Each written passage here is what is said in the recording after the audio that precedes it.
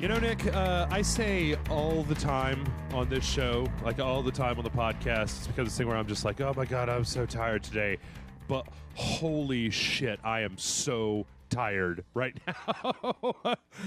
But I know you're sick, but like, why aren't you getting any rest like you should be doing? Because Bloodborne is out. Bloodborne is out, man. Bloodborne is out. And I'm playing it, and I keep saying, "Yeah, I'm gonna go to sleep," and then like, no, I'm not. I'm not going to sleep. I'm just gonna play until I beat this boss, and I beat the boss, and that unlocked a whole new level, and now I'm like, oh, I gotta look through that level and see what. Oh, well, there's another boss. I gotta beat that boss. But you can take a day off, yeah, but you don't have to be like playing video games constantly. Get your body back to recovering itself.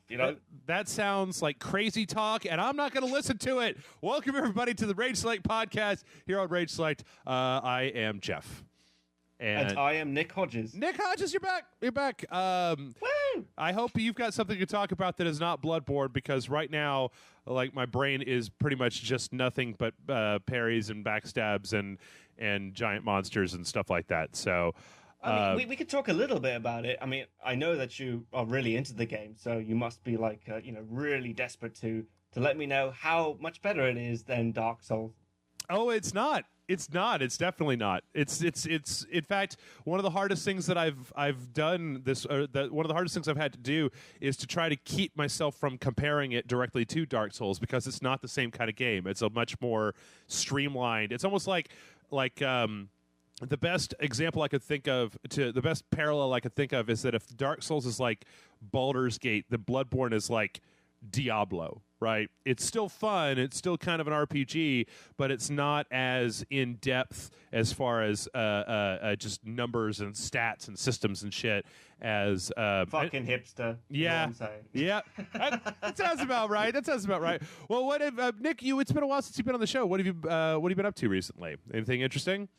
Nothing too interesting, I would say. I mean, like all I've been up to is just getting to work on my new show, and also just trying to play as many games as I can, which is not much, since I just don't have as much time for it anymore. I mean, I've been playing Spec Ops: The Line, which I've enjoyed, but then I made the unfortunate mistake of buying Battlefield Hardline, which I immediately regretted, and I didn't follow my own advice, which is to wait for the game to come out, listen to some reviews before acting on impulse.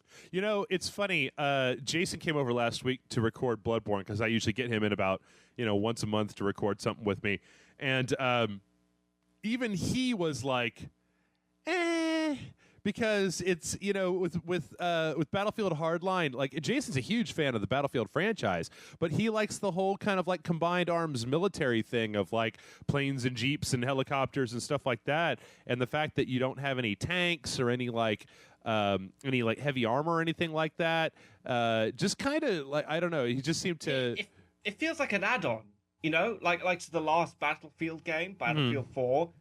Like, this could have come out as like a $20 DLC, which had a self-contained storyline and just a cops and robbers mode. Yeah, that would have been fine. But they tried to fucking stretch it out to like a full price game, and not even that, but they tried to make it like $120 to buy the season pass and everything else with it. Yeah, I honestly don't understand that. I mean, I seriously, like, sometimes I can get behind the whole like season pass DLC thing, especially like, what a really good example to me was BioShock, right? Is BioShock Infinite had 3 pieces of DLC, and they were like $10 a pop, but you could get the season pass for $20 and you got all 3 of them, and it was like, yeah, why not? Right? I want to play these. They're add-on. They don't affect the main storyline. But goddamn, man, like between Call of Duty, I mean, I think Battlefield is the worst, though, because they've got that whole like, it's a $60 game, and here's a $50 battle pack. And like, I was in the game, and I pulled it up, and I was just like, what the fuck? Were you selling me 2 games? I mean, you know what, Nick? This is just old man complaining. This is what it is. I'm sure that for young people out there, like, of course it's another $50 add-on. Everything's got an add-on. You can spend $100 on Candy Crush. But for me, this is the point, because what I'm saying, it translates into like, I remember back when games only cost $30 and you got 1,000,000 hours and they were infinitely replayable and none of them had any bugs ever and it was the best time ever. I don't understand how young people can't complain, because as adults, we can pretty much afford it, whereas a young kid who's like 15 years old, what fucking money does he have to spend on $120 for a crappy cops and robbers game with maybe like a season pass and all of that? Yeah, I don't know. I mean, kids, are they? I assume that they were all just on Molly or Crocodile or whatever. They're just doing drugs and then knocking over. Maybe they're knocking over like liquor stores or something. I don't know. I have no idea what children do these days, and by children I mean anybody that's under maybe like 30 at this point, because I can't. The bar just keeps moving, folks. I can't. 20-year-olds. I appreciate all you 20-year-olds who listen to the show, but. Man, I wish sometimes, Nick, that I could get in a time machine and go back and grab like 20-year-old Jeff and let people listen to him, because goddamn, I know that some people who listen to this show just hate me and they think I'm a giant douchebag. You ain't seen nothing. You should go talk to 21-year-old Jeff. He was angry, like 12 times more entitled, just full of shitty, stupid ideas about the way the world works, and just always ready to just, say something really like I was, when I was in my 20s, that was when like Friends was coming out. You remember that the show Friends? Yes, I remember Friends. I'm not that young. Okay. I watched Friends in the 90s. Man. I don't know how old you are. You're like 9 or whatever. You're younger than me. Is just like, if you're older than me, I pay attention. If you're younger, I just don't know. But I was one of those people when Friends came out. It's like, this fucking consumer culture, just garbage, popcorn package nonsense. This is how real life is. You're just rotting the brains of America, friends. Everybody needs to fuck off. And then, of course, when I was like 27, I went back and watched it, and I was just like, oh my God, I love this show. It's so easy to watch. But you know what? Time has kind of changed, because if you really consider, like, when you were 21, people still look down on games as like, just products for kids, for like children to play with, as opposed to like now, where the best games coming out are for people our age, like adults. You know what I mean? Well, it was. Let's see. That was 1999 would be when I turned 21. So let's see. Let's see. Resident Evil came out, I suppose. That was when the start of it came. Metal Gear Solid, Half-Life. Yep. This is PlayStation 1 era. So let's see. Resident Evil 3, Nemesis, Final Fantasy 8, Donkey Kong 64. So this is the PlayStation 1 and 64 era. Command & Conquer, Tiberian Sun, Alpha Centauri. Looks like the original Half-Life had been out for just a little while. Quake 3 Arena. Okay. Yeah, there was still, this is kind of the beginning of kind of video games coming to where they are now. I mean, not to say there weren't good things like Homeworld came out that year. I fucking love that game, but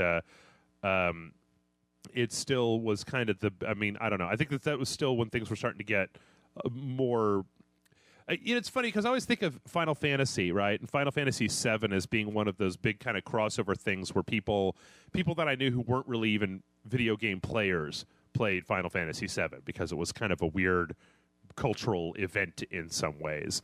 It was just something that I don't think had ever really been seen before. Let's see.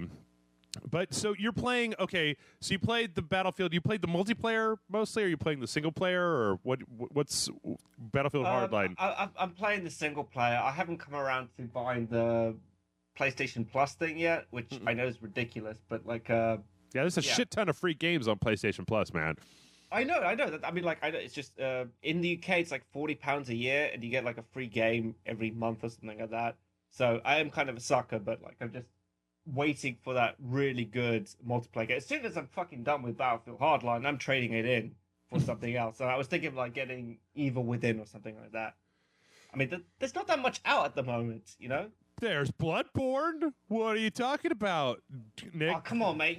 Like, I wasn't even interested in playing Dark Souls. I mean, you kind of ruined it for me. I mean, when I play a game, I want to escape from reality and just get sucked into the story. Whereas this is going to take me back to old school gaming, where I get pissed off and just mope around all day and then try to keep attacking it, getting even more angry that I cannot beat a simple fucking video game.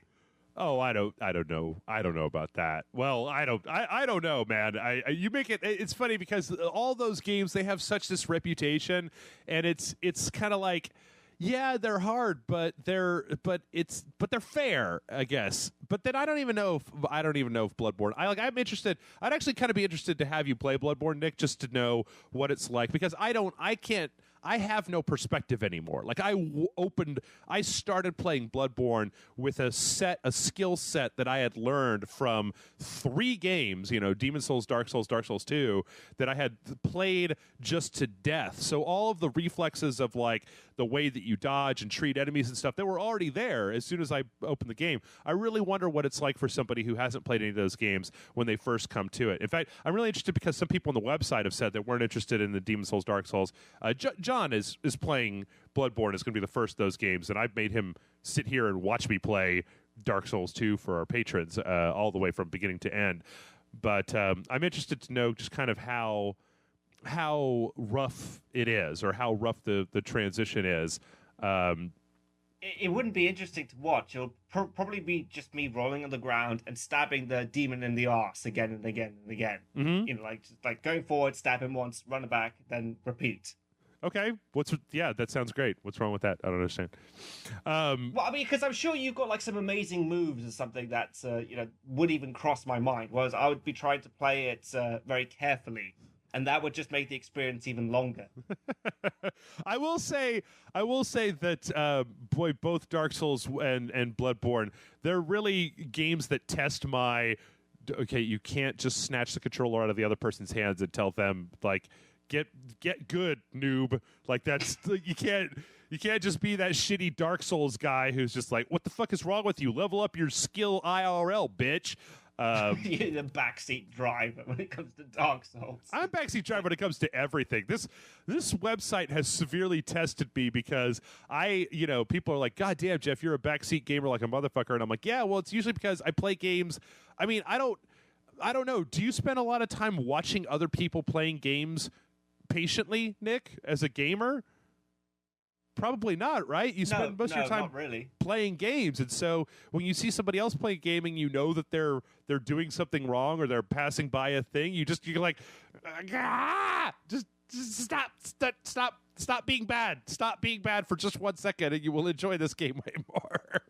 What's worse is if you're watching someone play a game who's never played a game before, you become this snobbish dickhead. Mm-hmm. It's like, you're doing it fucking wrong. Just give it to me. Just fucking give it to me. Oh, it was funny. There's once upon a time my sister came to me and she was like, I would like to play video games. And I was like, okay, let's find you a game that's not too difficult. We'll put it down on easy, like a third-person action game. For whatever reason, I think because it was out at the time, I picked Kane and Lynch 2, right? It was a first-person shooter. It wasn't ridiculously difficult. And I was like, okay, here we go. Here's how this controller worked. I handed her the controller, and I showed her all the stuff. She couldn't even walk around.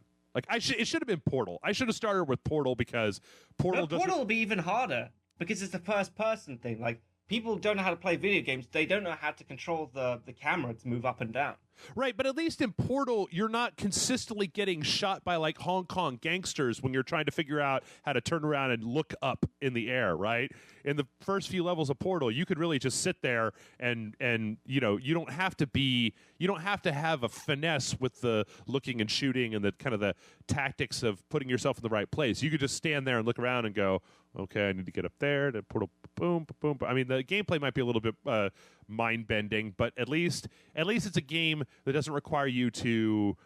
It lets you go at your own pace, so you don't have to have it's not based on reflexes in order to play. Yeah, I know what you mean. I'm like, I don't want to condescend the person that I'm with, but I would think that the most appropriate game would be like Super Mario Brothers. It's kind of like teaching someone to read for the first time. You bring out a children's book. Yeah. Even if they're an adult, they're like, I'm not an idiot. I'm like, yeah, but you're not getting it. Just trust me. Just play this game. And if you can get this, then we'll move up through the ladder. I don't know.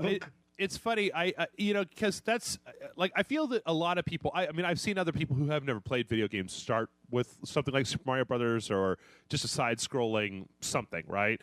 But when you look at the landscape of video games out there between like third-person action games and first-person action games, even like Dragon Age is kind of a third-person action game, you go, if you can just get that right stick camera, left stick move thing drilled into your brain, it will open up just a whole like just a whole huge genre of things. Not even just first-person shooters, but puzzle games like Portal, and you've got third-person games, and if you could just get that. But I find that it's that relationship between the two sticks and getting somebody to understand. All right, this one goes forward, back, and strafe, left and right. This one turns your camera around. But that's the point where they just lose it, and then they end up looking at the ceiling, and you're like, God damn it.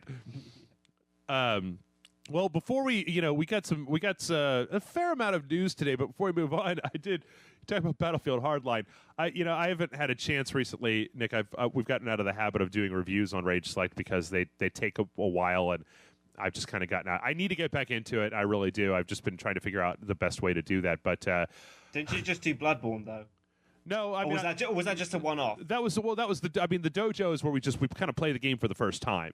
But this is like after I've beaten the game, doing an audio, like a podcast review for it, like we used to do over at Spill, right? Right. I've just kind of gotten out of the habit because I don't really monetize them, and they get less hits than video content. So it's kind of like, and I know there's a ton of people on the site who really want them, and I feel bad about not getting them out because I play most of the games all the way to the end. But I'll tell you what, we'll give you guys a little, for all of you who missed the reviews, why don't we take just a second to talk about that single player campaign in Battlefield Hardline? You know what? I feel bad if we're going to be talking about it because I haven't even finished the fucking game yet. I put the controller down in anger as to like one specific scene. So I mean, are we allowed to talk about? Can we spoil shit here? Or? You know what? I'm gonna say spoilers for Battlefield Hardline single player. I mean, let's not go into like real specific detail, but if you're looking to experience the visceral, mind blowing storyline of a Battlefield single player game. Which I say sarcastically, but I'll tell you guys right now. Here's a first spoiler alert: this shit ain't nearly as good as like Bad Company, right? It's better than like Battlefield 3 and 4, which just had, oh my God, the most generic military porno campaigns in the world. But I agree. I actually do not remember Battlefield 4. I know I played it. I just can't remember the story. All I know is that it took place in China, and that one scene where there's like a hurricane going through a city or something like that. But that's generally about it. All I remember is the dude from The Wire was in there, and in the very beginning, they have that scene where the guys are in the car and it's sinking down in the water, and Total Eclipse of the Heart is playing, and the guy's like, I don't want to die to this fucking song. And I'm like, dude, why not? That Total Eclipse of the Heart is an awesome song. What are you talking about? I mean, like, at least you're not dying to, I don't know, Three Little Pigs by Green Jello or something like, or Daphne and Celeste. I don't. That would have been terrifying. I don't even know what that is. Is that like something that you young kids listen to these days? Well, it was like a #1 hit single, I think in the 90s or something. It was like "Ooh, stick you, your mama too, and your daddy." Okay, They were Americans. They were American singers. Oh, fuck off. No, okay, I got it. It could be Iggy Azalea. It could be Fergie. It could be My Humps coming out. He could be like, I don't want to die to this song. And I'd be like, yeah, me neither. Fight for your life, military guy. But Total Eclipse of the Heart, that's a classic. She's running around and got some crazy. Anyway, so Battlefield Hardline has this really dumb cop campaign, right? It's trying to be it's trying to replicate the Shield. I'm convinced it's got to be the Shield because they got like the chief in the Shield playing the chief in Battlefield Hardline. Mm-hmm. It's weird. It's like, I don't know, man. Like, see, you haven't gotten all the way through it, so I can't go all the way to the end of it. But like, you can. I don't care. Okay. Go ahead. Well, but there's this weird turn. I mean, the beginning is pretty. It's all kind of very Cop 101 of like, he's a dirty cop, and there's drugs on the streets, and they're killing people, and we got to get out there, we got to bust it. You got a new partner. That's a weird thing at the very beginning of the game, like. You're with this guy, he's kind of an asshole, you bust in on this thing, you shoot some people, blah, blah, blah. Then it cuts to, like, the precinct. Your guy goes into his boss's office, to the chief's office, and he's like, Chief, meet your new partner. And it's like, wait, what happened to my old partner? He's right out there. Like, I passed him on the way into your office. Usually, you only do the partner swap thing, like, when it's 2 days till retirement and Danny Glover gets shot. So, but... Danny Glover he never gets shot. No, All he does is he bitches and complains that he's too old for this shit. Yes. Even though he looks the same age from Lethal Weapon 1 to 4. Yeah. But but you get this new partner, and then this weird shit happens, and then oh god, it's double cross, and then oh fuck, and so. But then when you come out of it, like the person who double crossed you, I'm talking vague terms here for those who just, whatever, it does not necessary. But like the person who double crossed you then turns into like Kevin Spacey out of Call of Duty Advanced Warfare's character, but a cop who wants to privatize like the police force for his own and I'm just like, what? It even got to the point where like the guy was weirdly legit in enough of a way that at the end of the game, it's like you're mowing down all these people, and you gotta think that like this isn't a private military corporation, and these guys aren't mustache twirling South American villains out of Call of Duty Ghosts. These are just cops that the guy was like, yeah, there's this crazy guy coming to kill me. I'm going to this island. You guys stay on guard in case he comes here. And then like you just bust in and start shooting all these guys in the face. And I don't know. The game is weird. It's tonally very weird. Like there's a place where you're not a police officer, but you're still arresting people. And it's like, how are you doing this? Are you Batman now? It doesn't make any goddamn sense. Well, it depends how you play. I mean, you didn't have to kill them all. You could could have arrested them with the thousands of metal handcuffs jiggling from your pockets as you try to sneak through the level. But that wasn't my biggest problem. My biggest problem with the game is that your partner who double crosses you get sent to prison for 3 years, and then you come back out, and then your partner becomes your partner again. And I'm just thinking, no, if I was that cop, I would have fucking punched that partner in the face. I don't care. Or I mean, the thing is that if you've been this screwed over by a corrupt police precinct and people and stuff, and like, dude, just go. Just shoot these two in the face, take their van, and go to Mexico and start a new life, right? Or go back to Cuba. Your chances would be better there than where you are. Sure, yeah, absolutely. You could be like, yeah, man, I'm from the U.S. I hate those guys now because they fucked me. I don't know. It's very, very tonally strange. It's very bizarre. The ending is weird, and it all. I feel like EA has struggled for a long time, or DICE has struggled about how to make a single player campaign for a Battlefield. Like it worked at Bad Company, but it was. Did you ever play Battlefield Bad Company? I played both of them. Okay. I thought Battlefield Bad Company 2 was brilliant, but I think what really worked with those games was the characters. Like they never took themselves too seriously. It was a tongue-in-cheek kind of action game, right? That felt like a 80s action movie, which I really loved. Now they're trying to be like all somber and serious, and it just comes off as like the same stuff that we had seen before. It's repetitive. Yeah, it's weird because it's like they don't understand. They don't understand. It's like DICE doesn't, or well, I guess in this case it's visceral, but it's like EA in general doesn't understand that like the reason that you play, that I play at least the single player for Call of Duty, right, is because the single player for Call of Duty is a Michael Bay spectacle experience for about 6 hours, right?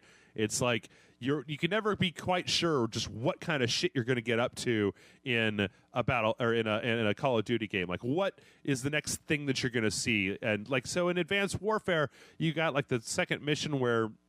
And so the first mission where you're like down on the streets in like Hong Kong or something like that, you got mechs walking around, you got these swarms and these giant hover tanks, and it's just like, whoa, shit, man, this is awesome. Like you got all this crazy shit going on. Here it's like you're a cop driving a car in Miami. Or the second level of the game where it's like you spend a good 10 minutes walking down the street, like talking to people and going through these bad neighborhoods, and it's like, I don't care. I don't. You know what this game reminded me of? Do you remember when we reviewed Call of Juarez: The Cartel? Yes. It's exactly like that. Like, it's just this just fucking repetitive action bullshit. And I'm running around with a pistol and doing the same thing over and over again, either arresting people or shooting them. And there's just no variety in these action sequences. At least Call of Juarez: The Cartel, at least that was like trying to be Bad Boys, right? Like it was the cartel knew it was ridiculous. Like, it was stupid, right? The guy, as soon as the guy comes in, he's just dressed like a gunslinger from the Old West. You're like, okay, this game is not taking itself seriously. But this game, it's like they don't entirely know how to, or not gunslinger, the cartel. It's like the game doesn't have any idea how to.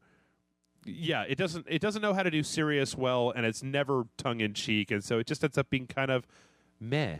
I mean, just meh. Plus, you know how boring this game is. There's this one scene in the game where you're sneaking through some mansion, and you see a bunch of guys playing Dead Space. I actually fucking stood there and watched them play Dead Space for about 15 minutes rather than playing the fucking game. You're like, God damn, I should go play some Dead Space. Fuck. Well, I tell you what, that's enough shitting all over Battlefield Hardline for one podcast. Let's go ahead and get to the news. Let's see. Nick, have you been following the news recently? The video game news? No, please enlighten me. What's been going on? Well, something really strangely interesting happened last week. So I guess it's kind of the top story. It's a little weird, and there's some implications, more implication stuff, because it isn't too strange. But here's the series of events as I heard them, right?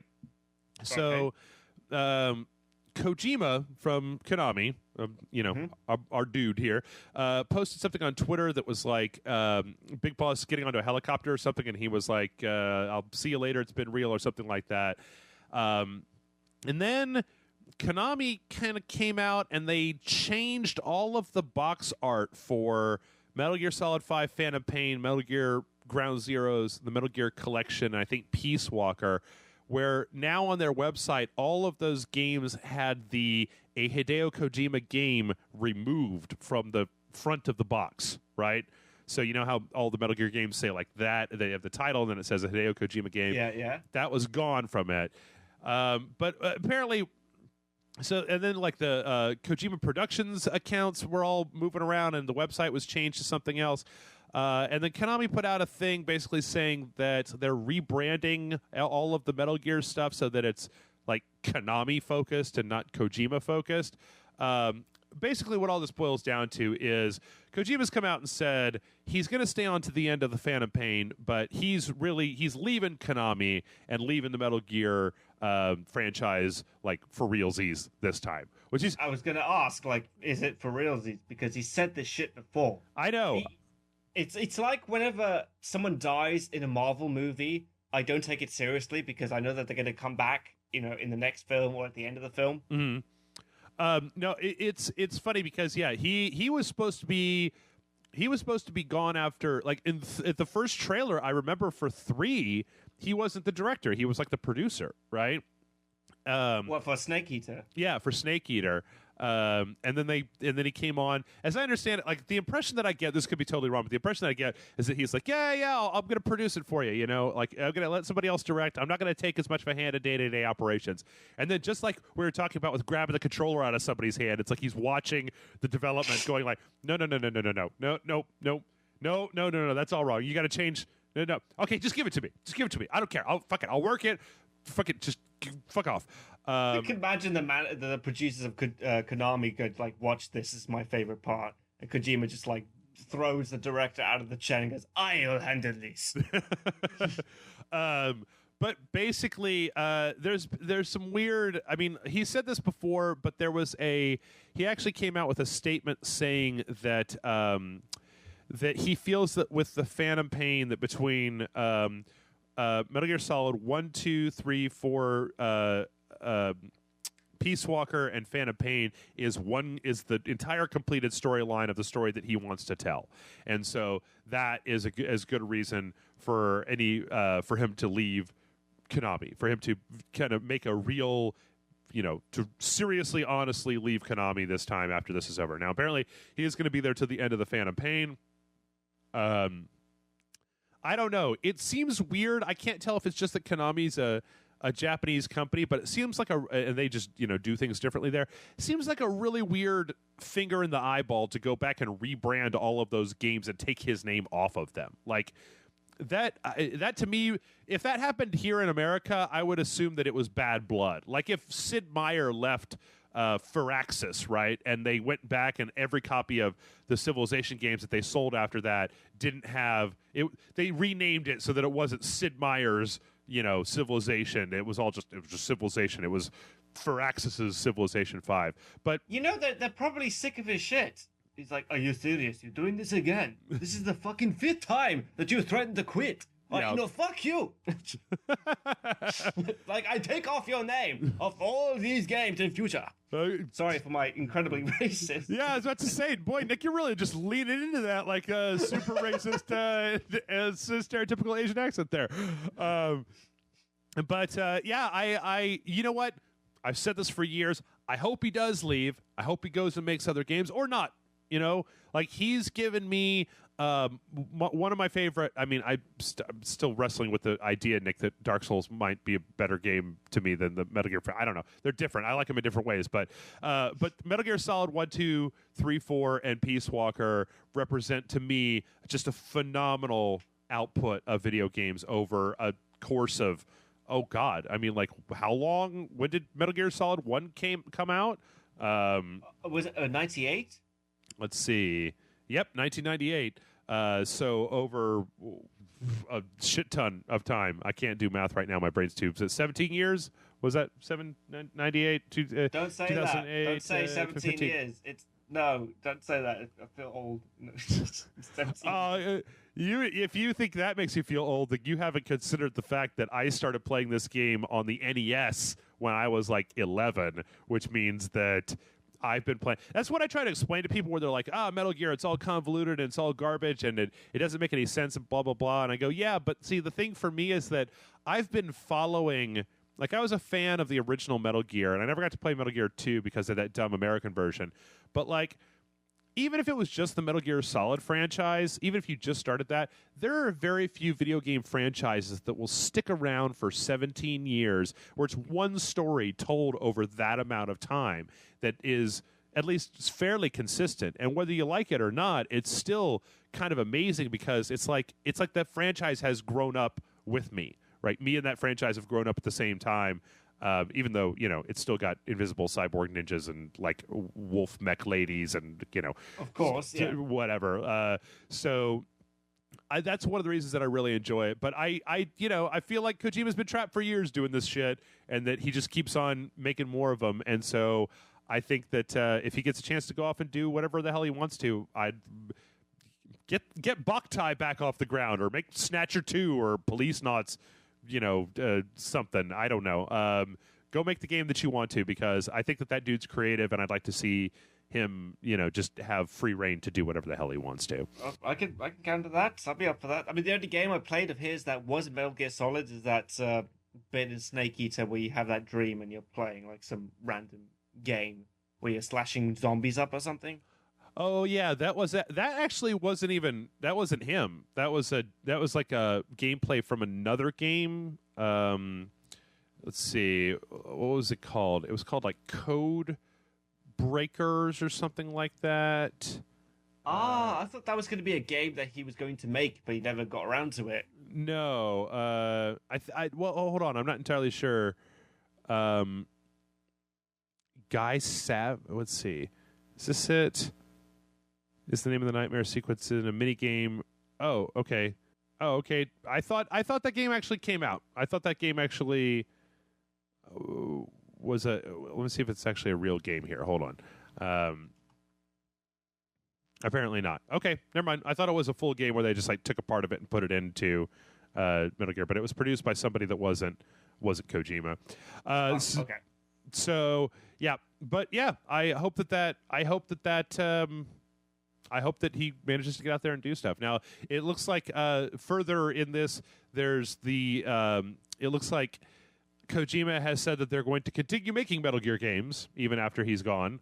I wonder, you want to put money on the table right now? Do you think that's going to be shit? Yeah, well, it won't be the same. I mean, to be honest, the Phantom Pain is not going to be the same because they got Jack Bauer playing Snake. Oh, yeah. I mean, Big Boss. And to be honest, like, I remember playing Metal Gear Solid 4, and at the end where you're just like, Snake is like all fucked up and he's like tired, and I just was thinking, okay, he's allowed to rest. He's done his best. He could sail off to the sunset, and we don't need another sequel. Yeah. And of course, we have another sequel. Yeah.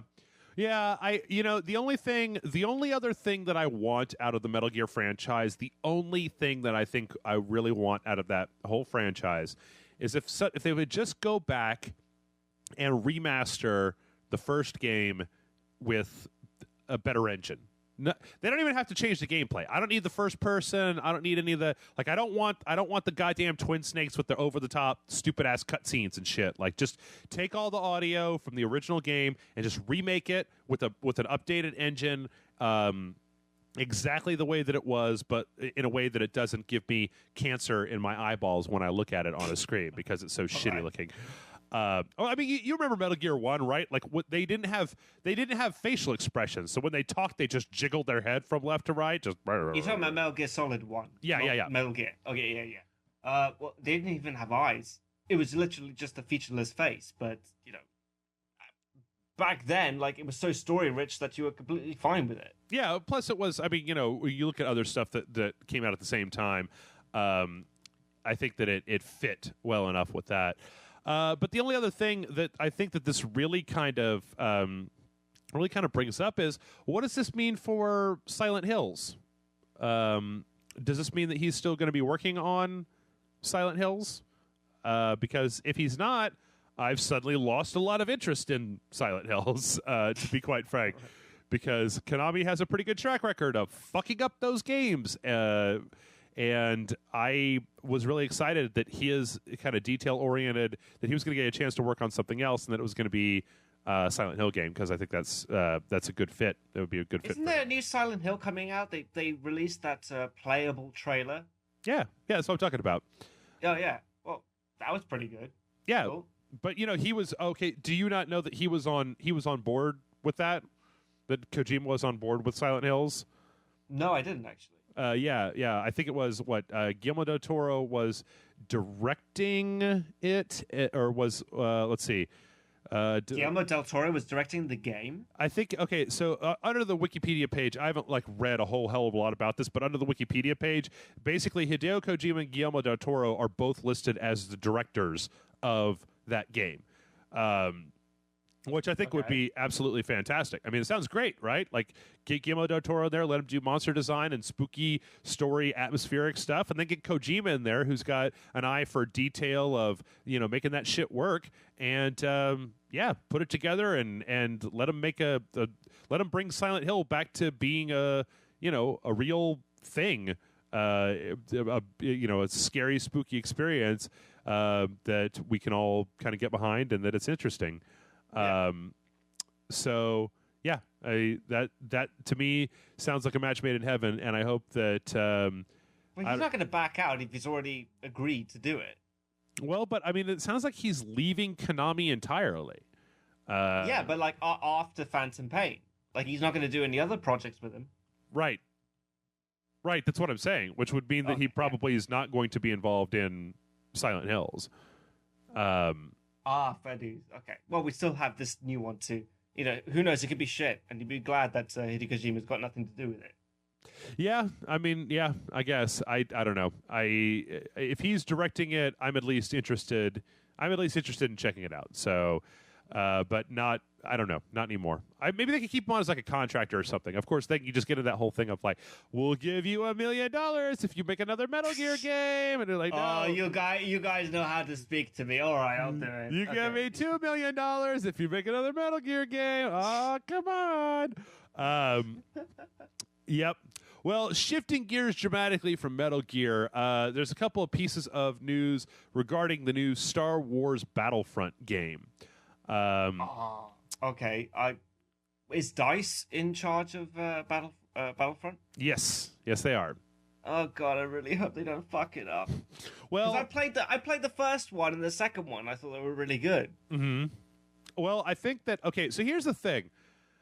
Look, Battlefield 4 single player, Battlefield 3 single player, Battlefield 2 didn't have single player, but a lot of the Battlefield single player experiences have been garbage, right?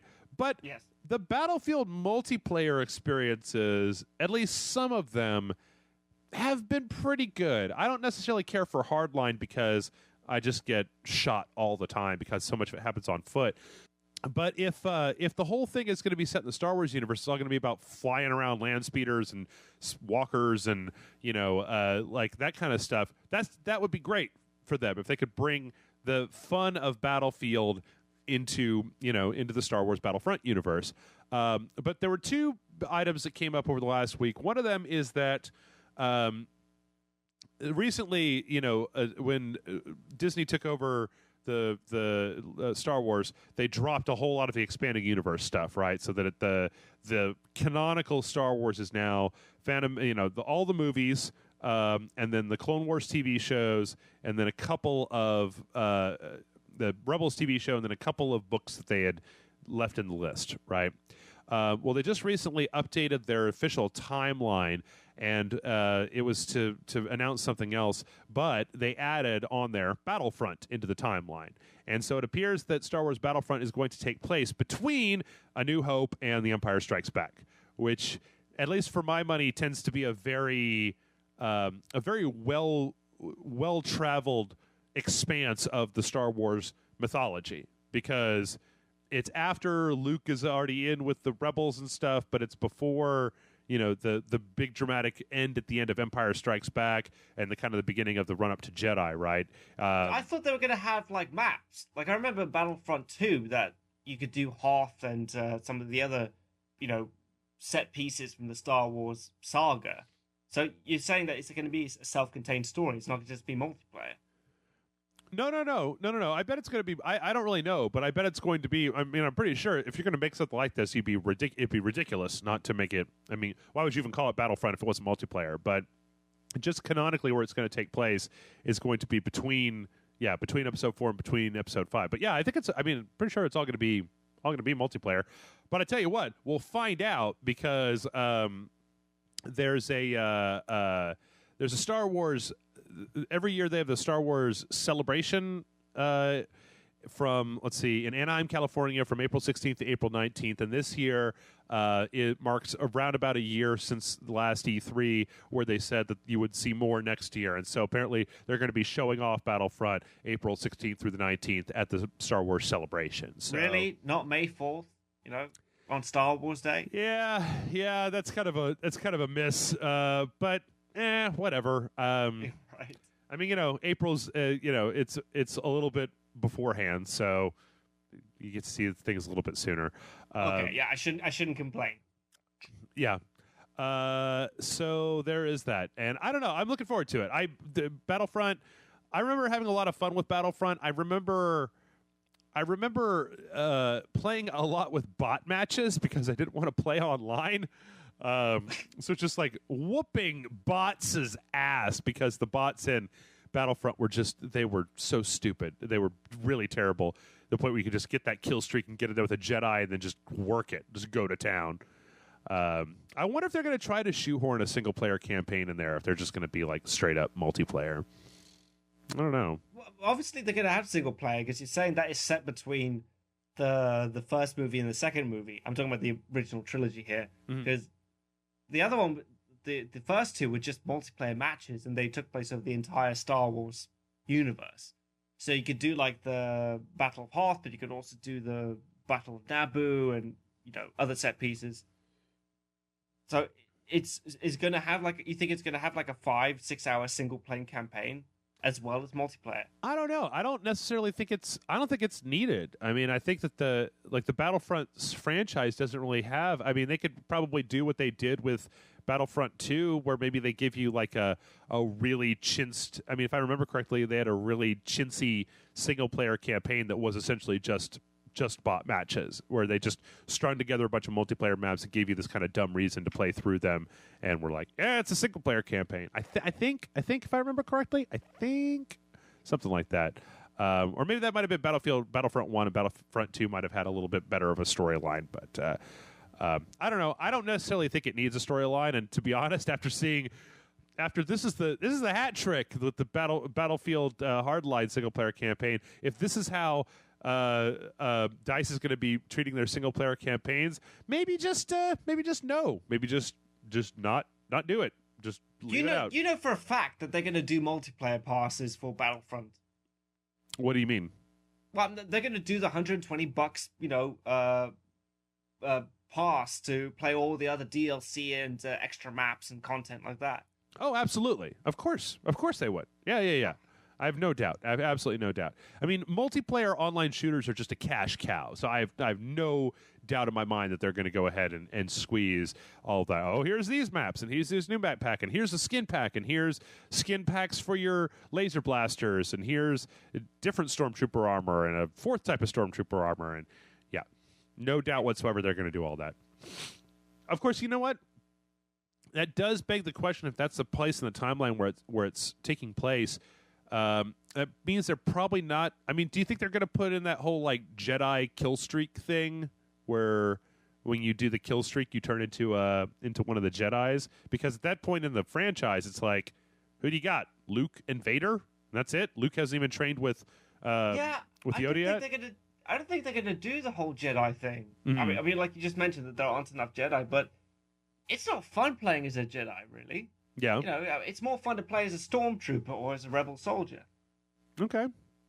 Yeah, I don't know. It doesn't seem like that particular point would be conducive anyway. All right, well, next up, this is a very strange story, Nick. Apparently, if you want to play Halo on the PC, you need to move to Russia.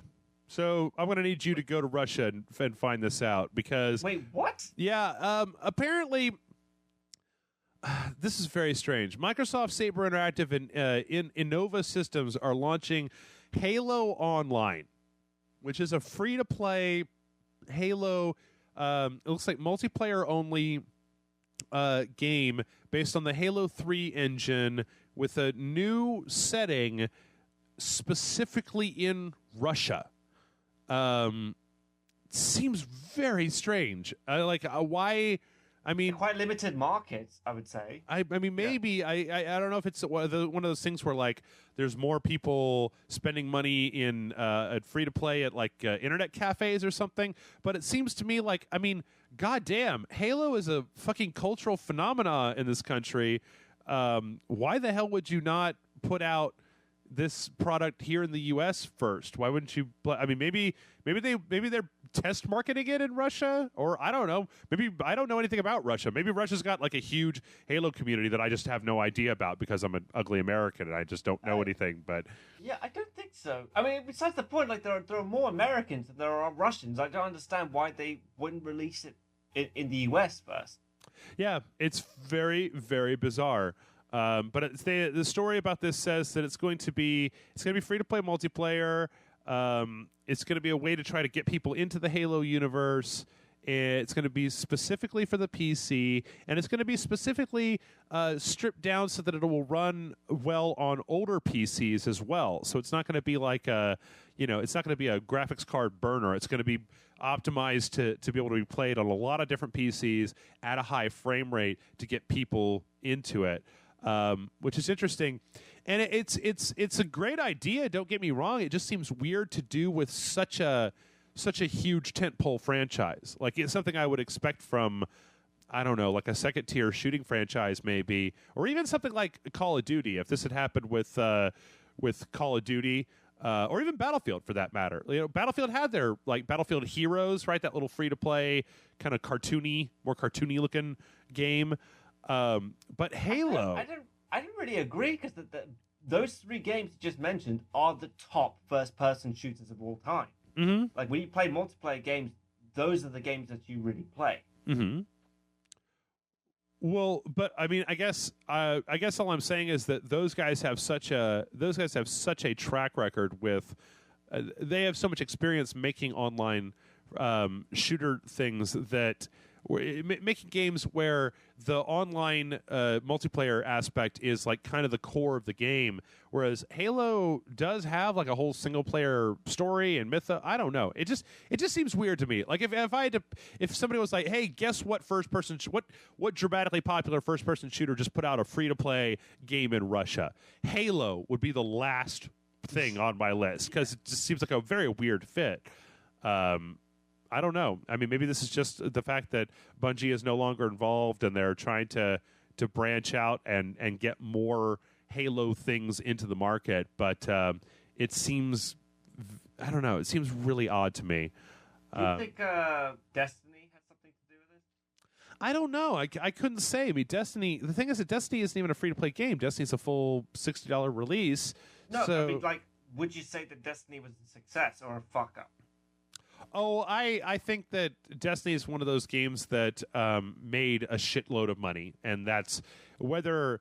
I mean, I thought Destiny the story was meh, and the multiplayer was interesting, but it also kind of got meh for me. And the fact that you need to beat the game before you can even start doing what the actual real meat of the game is to me kind of bullshit. But it made money. You know, it made enough money that they're probably going to make a sequel, and that's cool. I kind of feel the same way about Destiny that I did about the original Halo, where I'm just like, it's all right. I mean, you know, I got other games I'd rather be playing than that. I don't know. I don't know if I agree with you there, because the Halo kept me playing, and I was interested, and has like a fantastic mythology, like that just goes on. I mean, I wish I was able to play all the games, because you know I had to make a choice. Do I get an Xbox to play Halo, or do I get a PlayStation to play Metal Gear Solid? So we obviously know who won there. Right. But like, the fact that Halo not only has a fantastic mythology in games, but has gone over to become like a TV show and to be like a movie as well. You know, there is something that interests fans apart from like just the shooting. Oh, absolutely, absolutely. And I've said this before. I don't begrudge anybody their love of Halo. It's just that and I thought, I mean, Halo 4 I thought was really a very fun game. It was the first one that I played like as it came out. So I'm not, I don't want to necessarily say that it's bad. It's just that like Aaron, who's on Rage Select, right? He plays the shit out of Destiny because he's got like 4 or 5 friends and they go out all the time and they do co-op, right?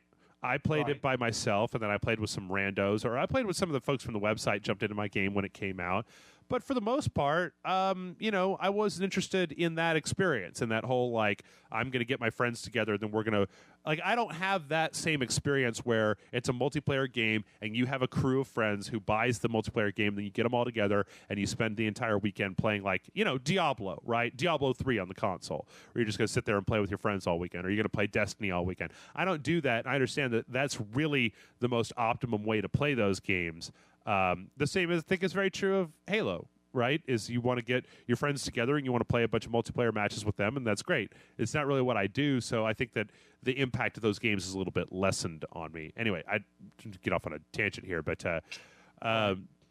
it just seems very strange. I'm interested to see what the hell this looks like, and I mean, I can't imagine that if it's a PC game that they wouldn't bring it to America eventually, because you've got a ton of people on the PC that are all about first-person shooters who haven't really had as much access to the Halo franchise as I would have expected from fucking Microsoft. Like, that's such a weird thing to me about that they don't put out, well, let's see, Halo 3, Halo 4, Halo ODST, none of those were available on the PC? Yeah, that is bullshit. That's the only reason how I don't know what's going on in the Halo saga, because I played Halo 1 and 2 on the PC. Yeah. And I really wanted to play the rest, but the fact that they're Xbox exclusives, like that just... It's dick. There's no reason for it. It's stupid. I mean, outside of being a system driver, outside of driving people who want to play Halo so bad that they'll go out and buy an Xbox specifically to play Halo, it's ridiculous. And the thing is that I don't even understand at this point, like, you're not driving Xbox 360 system sales by withholding Halo 3 from PC players. I don't understand why they do that. I mean, maybe I'm sure there's some guy at Microsoft with a flow chart that could tell you exactly why they do it, but it's never to me seemed anything but really stupid and short-sighted, because the PC first-person shooter community is huge and rabid and very loyal. I mean, how many people are playing Team Fortress 2 right now? And how fuck long has Team Fortress 2 been out? How many people are playing Counter-Strike right now? Exactly, I was just about to say, people are still fucking playing Counter-Strike even after all of these years, and they reload up these new mods to with better graphics and stuff. There's still a loyal community there. Yeah, so I have no clue what the fuck they're thinking over at Microsoft by being like, no, we'll keep it on the Xbox. Well, now we've got the Master Chief Collection, the Xbox One. That's going to drive Xbox One sales, so don't put it out on the PC. I think they can make a killing if they put out just the Master Chief Collection on the PC. They could probably go a long way to garnering a lot of goodwill with the community. I mean, the only thing that I can think of that makes a lot of sense in my mind is that maybe that game is so tweaked for multiplayer playing with a control pad that when you give it to people with a mouse and a keyboard who are really big PC first-person shooter people, they just annihilate everybody. They just rip each other apart too quickly to the point where you'd have to rebalance the game for that level of fidelity with your controls. I don't know. That's some conspiracy theory, Jeff. Yeah, I'm very tired. I'm very sleepy, folks. I've got half a Red Bull left. All right, so speaking of being very sleepy, this is a bad segue. Great segue, I was going to say. There was a new Batman Arkham Knight trailer last week, which is good, but there was also the announcement that Arkham Knight has been delayed, which is bad. But it's not a big delay. It was supposed to come out on June 2nd, and now it's coming out on June 23rd. So instead of the beginning of June, it'll come out the end of June. And instead of before E3, it'll come out after E3. That's not bad, considering how other games have been, pushed back, like on the Uncharted 4 and The Witcher 3. Yeah. I mean, if it was pushed back to October, that would be a pain in the ass. But the fact that it's been pushed back from the beginning of June to the end of June, okay, that's cool. Good on you. It makes me think, what have they got to tweak? There's not that much time to tweak anything. What was the reason that they decided to push the date back? I don't think there's anything. I think that it has to do with E3. I think that it has to do with showing it at E3 for one last little media blitz. I think it has to do with putting it out right before E3. The timing for that might have been considered bad because you put it out right before E3, and then there's a bunch of announcements at E3, and there's this huge thing that's going to overshadow the news cycle of your game coming out, right? Because you're going to have all this fucked up news for a week that's coming right after you put your game out. So if you put it out afterwards, after things not just directly after that, but 2 weeks after E3 has ended, when you're in the middle of the summer doldrums, I think it's actually incredibly smart because it means that there's probably going to be a lot more people like me who run websites are going to be looking for content to put up, and the only way and if you have your game out at that time and it's the biggest thing on the block, you're probably going to get a lot more sub-stories and featurettes and things like that about What about competition? Because there's loads of other games released at the same time. No. June, well, let's see. Let me take a look down the release list at June. Let's see, March, April, May. See, June is weird because June being after E3, there's not a lot that's been announced. So right now, no. Batman Arkham Knight is literally the only big game that I currently have listed. I use the Game Informer list for which is not always entirely accurate, but they do a pretty good job keeping it updated. But right now, the only listings in June that are even worth mentioning outside of Batman are the Elder Scrolls Online launching for Xbox One and PS4, and the Final Fantasy XIV Heavensward expansion for the PS4, PS3, and PC, and that's it. I mean, there's a Vita game, there's a game on the PC called Colat, and at least on this listing, that's it. Now, after E3, I'm sure that that list is going to get filled in a lot heavier because E3 is where all the announcements happen and then things start coming out. But honestly, there's nothing in June out that Batman has to compete with, and even in July, the only thing that I've got listed here currently is our next story, and it's God of War 3 remastered on the PS4 coming July 14th. How do you like me now? Huh? How do you like that? How do you like that segue? That was an excellent segue. Excellent Fantastic. segue. Yeah. But so God of War 3 is getting remastered. You know, I'm kind of tired of this. I think that this is starting to become what we would call fucking ridiculous. Like, this is stupid. The amount of just every other game trailer these days is like, oh, we're putting this game out on the PS4 and the Xbox One, and we're putting this game out on the PS4 and the Xbox One. I don't remember, like, I think that it's just because all of these games had, or no, that's not even true of God of War 3. I don't know, man. Have you been following this? Like, does this piss you off as much as it pisses me off? I'm pretty. Oh god, I'm so surly, glad you said that, because I was worried that my lack of excitement made me a terrible gamer. The fact that I did not give a shit that God of War 3 was being remastered and being released, but yeah, I just, if they're gonna remake like the old games, like just remake some of the best ones, you know, like I mean, God of War 3 was like, it was fun, but I definitely don't consider it like the part of the Platinum collection that made the PS3 so great.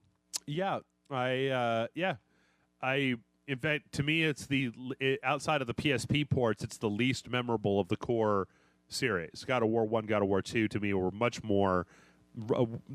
I remember the shit out of them, right? Yeah. And God of War 3, in fact, I remember God of War 3 was the one where I'm like, Kratos is a dick. And people are like, oh, no, shit, of course he's a dick. And I'm like, no. He's really a dick. Like, he's destroyed the world because he's unhappy. He's thrown a tantrum that has ruined everything. And for no good reason. I don't know. God of War 3, Kratos. I like God of War 1 as a standalone game. I thought God of War 1 could have worked just fine as a game that never had a sequel. But yeah, I really hope, God damn, you know what? This could be the greatest E3 that we've seen in a long time, Nick, between, you know, VR stuff and the HoloLens on the Xbox One. We've got a lot of the opening 2 years done, so we should be starting to see the pickup in new IPs, new franchises being released for the PS4. PS4 and Xbox One should just be at each other's throats the entire time. You know, there's the Steam boxes are coming out. There's a kind of inroads from there. This should be the greatest E3 of all time. If this E3 is nothing but just announcement after announcement of remastered bullshit coming to the Xbox One and PS4 games, I was going to say I'm going to say I have to do something drastic, but I don't know what I would do at this point. I'm going to complain bitterly and start a movement where we refuse to buy these games. I'm gonna write a blog and tell everyone what I think and how I feel about this. That's right. Not right, man. Yep. But yeah, I could kind of care less about this. It's a double dip of the worst kind. I could care less about God of War 3. I could care less that it's coming to the PS4 and Xbox One. But I tell you what. But weren't you just saying a second ago that you wish that they would release Metal Gear Solid 1 as a remastered edition on the PlayStation 4? Yeah, but I've been saying that for a while now. I wish they would have released Metal Gear Solid remastered for the PlayStation 3. To be honest with you, because when they released that HD collection of the Metal Gear, when they had the Metal Gear Master Collection that had 2, 3, Peace Walker in HD, and 4, and then a code to download Metal Gear Solid 1 off the PS3, it's like Metal Gear Solid 2 and 3 and Peace Walker in HD are fantastic looking games that hold up 100%. Metal Gear Solid 4 was made for the PS3. I know some people don't like it. I do like it. Whatever. It still looks good. It's still in HD. And then you've got Metal Gear Solid, which is a PlayStation 1 game that is just jaggedy as fuck and just, to me, does not look very good at all. But yeah, it feels like such a cash grab, and I hope that we're seeing the beginning of gamers start to backlash against this shit, so that people will stop, so the companies will stop. Because right now, I mean, of course, why would they not do that? It's gonna make them money. People are gonna buy it. It doesn't cost them anything to make it. But if we can get to a point where they can see that they're actually costing themselves gamer goodwill, I don't know. Maybe I'll tell you what. Maybe everybody that's listening, maybe they don't care. Maybe they're just like, don't buy it and shut up. Yeah, I mean, it's going to be a good year for games. I mean, like, are you interested in No Man's Sky coming out? Absolutely. Yeah, absolutely. There's a shit ton of stuff coming out this year that I'm really interested for. There's a shit ton of stuff that's already come out that I'm really interested for. It's because of that. It's because there's so much potential in the market right now and it's because the last couple of years, I mean, last year specifically, it was hard to pick a game of the year because it was kind of a meh year for games. Like, it was okay.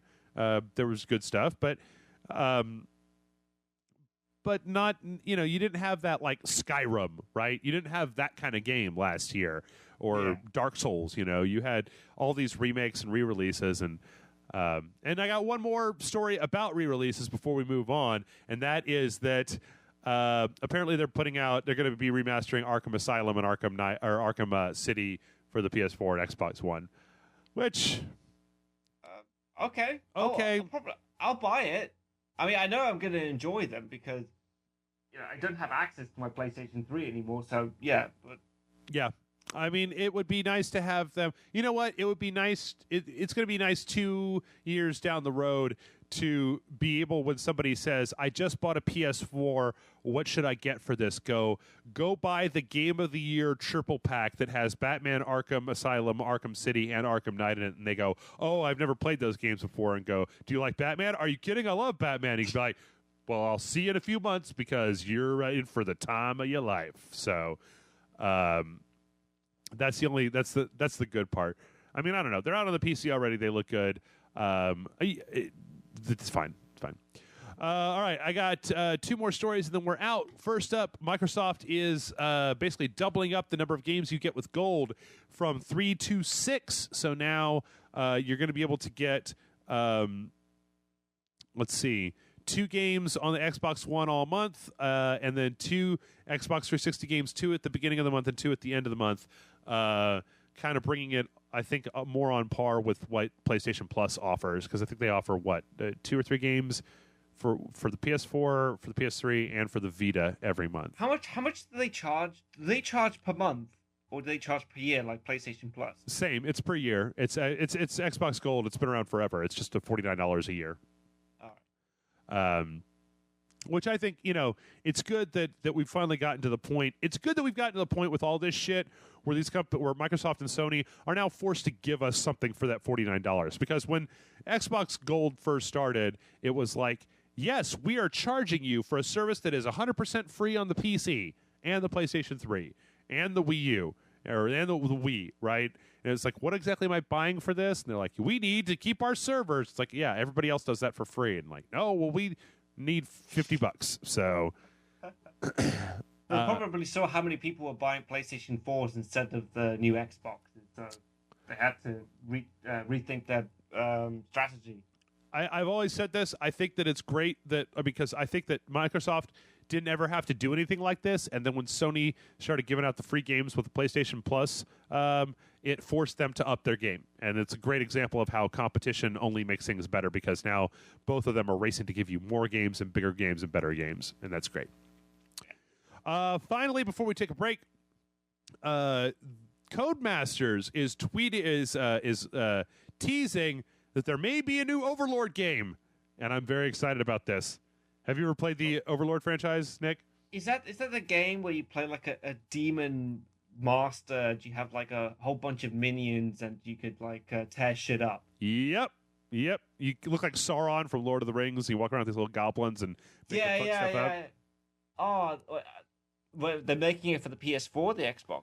I don't know. It's just a teaser image that's out there of the Overlord helmet on the ground, but then it's got eyes in it. And there's smoke coming out of it. So, it's just a tease. No additional information as far as I can tell currently. And actually, you know what?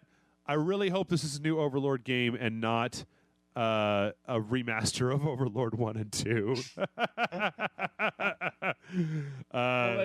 Did you actually play the Overlord games? No, I played the first one. Well, I played the first one for a Jeff versus Beer one day, but I've never actually played all the way to the end of them. I like what I've seen. I just never got around to actually playing them. So, I would like to play them. If I just think that they should be a bit more dark, because I remember them being quite cartoony when I played them. You want like a full-on Trevor Phillips, just evil fucker overlord to trump around the world? Yeah. If you're going to be like a demon master and you have a whole bunch of minions, I want to be like really sadistic. I mean, there's too many games where you're playing the good guy. I want to really do some fucked up shit. Oh, man. All right. Well, with that, we're going to go ahead. We're going to take a break. But when we come back, we're going to answer your questions, ladies and gentlemen. So stay tuned, and we will be back momentarily.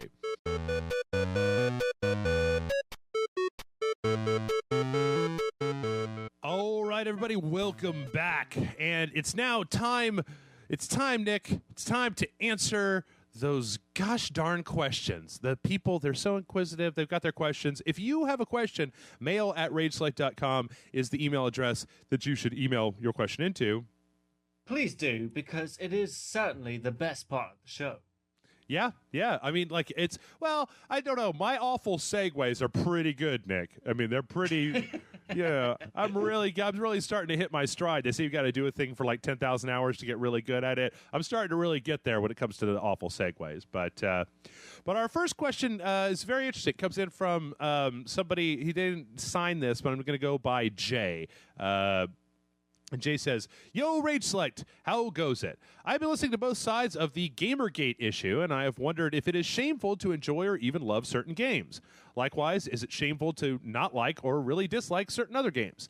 Anyway, I've been wondering if it is not okay to like or love games with unshaven white dudes doing violent things. I could see the argument for more diverse characters and better representations of different kinds of people in games. I love diversity, but I also love tons of games that happen to have grizzled white dudes blowing or chopping shit up. Is that wrong? Is it much less shameful to like cutesy, cartoony, fun games or indie titles? For example, I hated The Wind Waker hard for its unpleasant style that was way too ridiculously cutesy and boring. Is that shameful? Should I instead embrace it and only try to play games on Nintendo consoles? I have no issues with diversity at all. I like the way he has to keep repeating that. Gears of War 3 had a cast of all kinds of people, men and women, black and white, and that game was amazing. But should I feel ashamed of liking that game I've heard described as having no color, which is just bullshit in my opinion? Is it less shameful to play fun, brightly colored games only and avoid at all costs games with less vivid, more grungy colors? Thanks for the time. Rage on dudes atop the tip of our Lord's and Savior's raging rocket. Jay. That is a hard question to answer, man, because he just touched on everything there.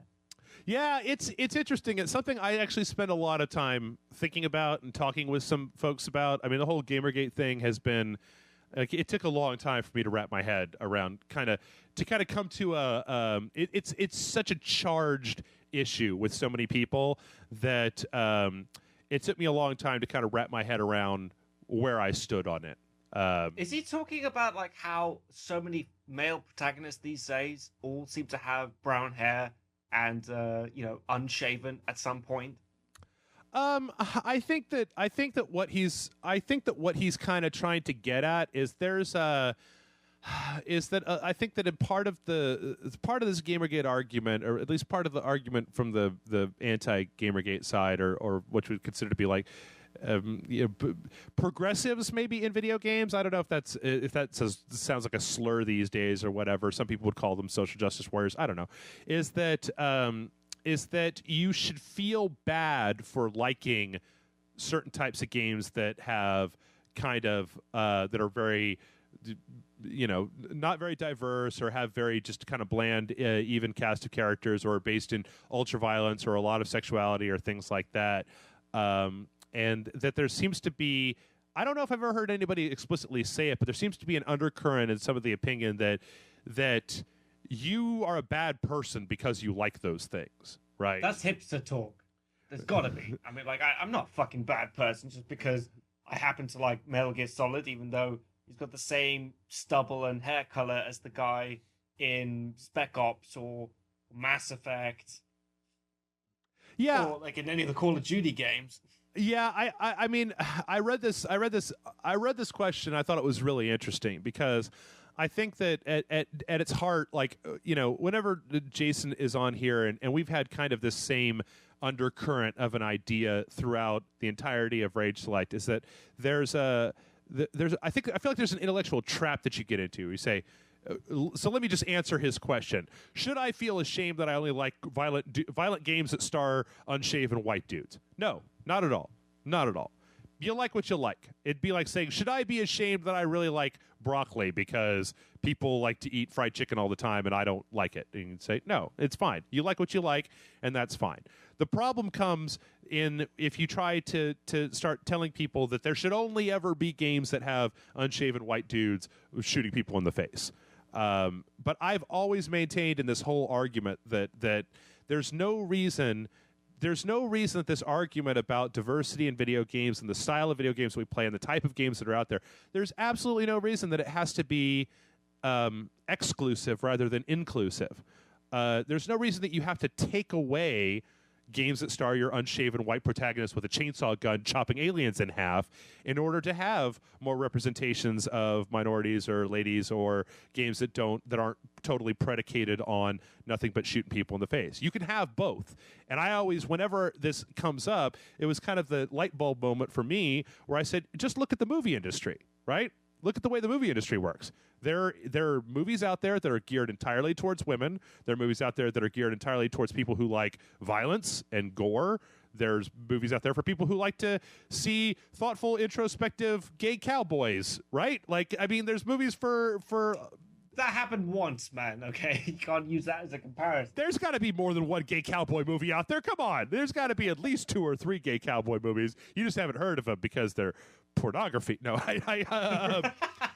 no, but I mean, like, that's the thing that I find really interesting about this is that, like, and I love in this, a lot of times people will compare the game industry and the movie industry, and I feel like a lot of times it's a false comparison when you're talking about, games and movies, because they're both a visual media. It's you want to compare them, but they're not really the same thing because the interactivity of games really sets them apart from movies.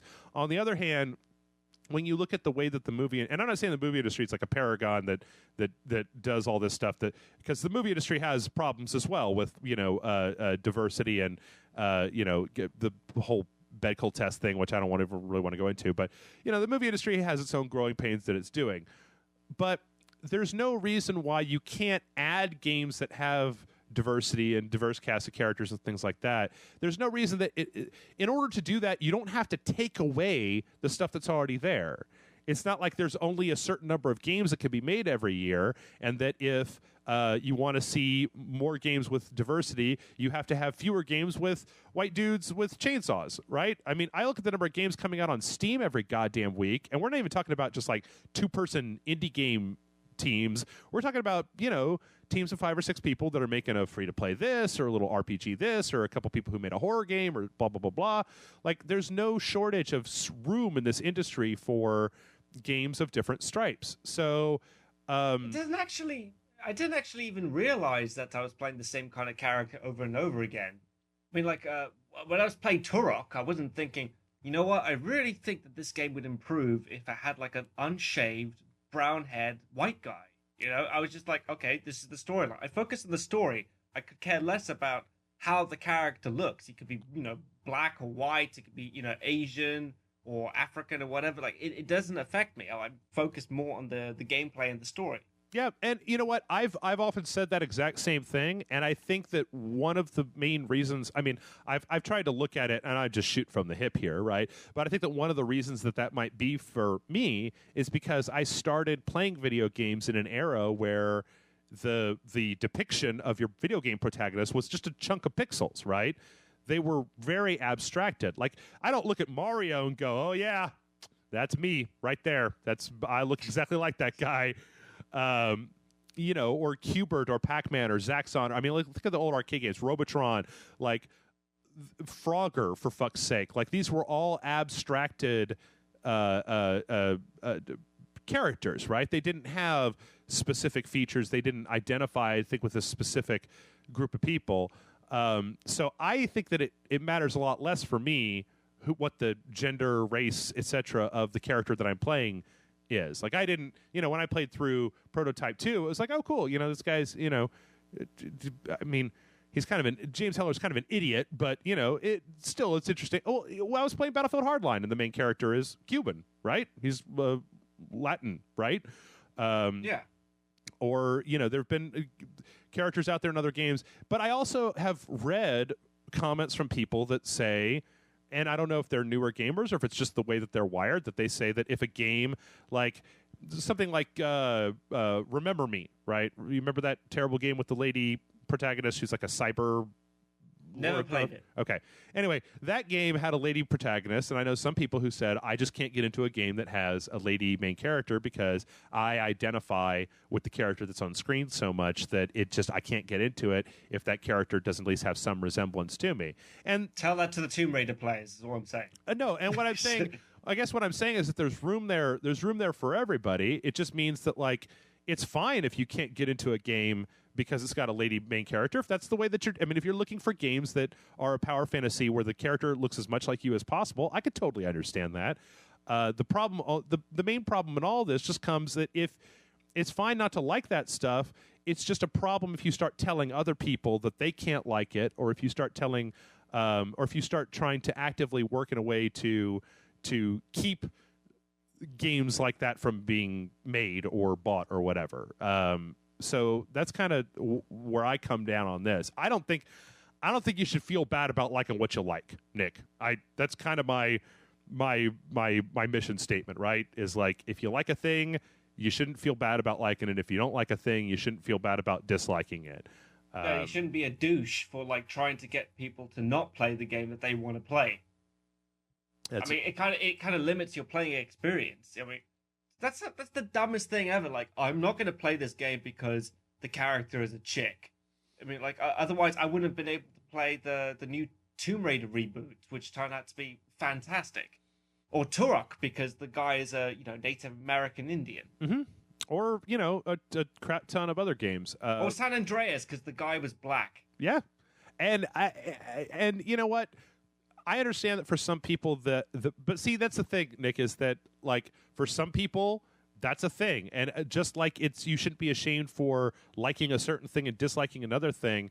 I don't necessarily think that if a person can't get emotionally invested in a game unless the main character is enough like them for them to feel like there's a representation of themselves in the game, I don't know if who am I to tell them, like, that's wrong or you shouldn't do that or whatever?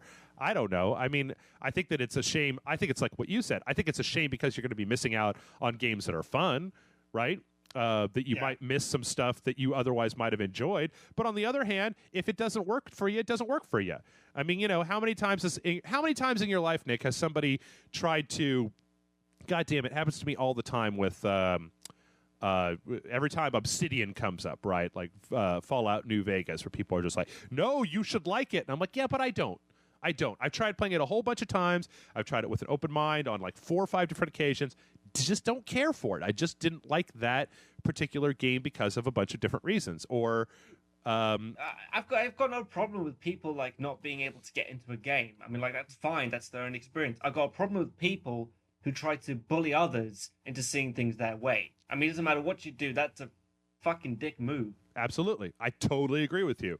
But it's funny how people who should understand that, it's like as soon as it's like, yeah, no, totally. Like, I can't count the number of times we have people on Rage Select, right, who are, I've talked to them before. Like, they'll comment on every video. Oh, my God, this is so funny. Oh, my God, this is hilarious. This is great. This is wonderful. And then it's like you play Halo, right? And they're like, you are not giving Halo the respect that it deserves. How dare you criticize? What do you mean you don't like Halo 2? It was a classic. And you're like, all you have to do is hit that one nerve with them. It's like, it happens to me. When people talk about, when people shit on Dark Souls, I'm only now getting to a point where I could just shut up, where I could just go, okay, hey, you know what? That's your opinion. You do what you want. I'm not trying to do anything for you. But when Dark Souls came out, everybody's like, it's so hard and it's unfair and it's bullshit. I don't even like that game. And it's not that it's so hard. It's just that you're bad at video games. Like, I would immediately turn into that douchebag. So I honestly think that we all have that I'm right, you're wrong, and I'm going to tell you why as hard as I can until you agree with me, douchebag inside of us.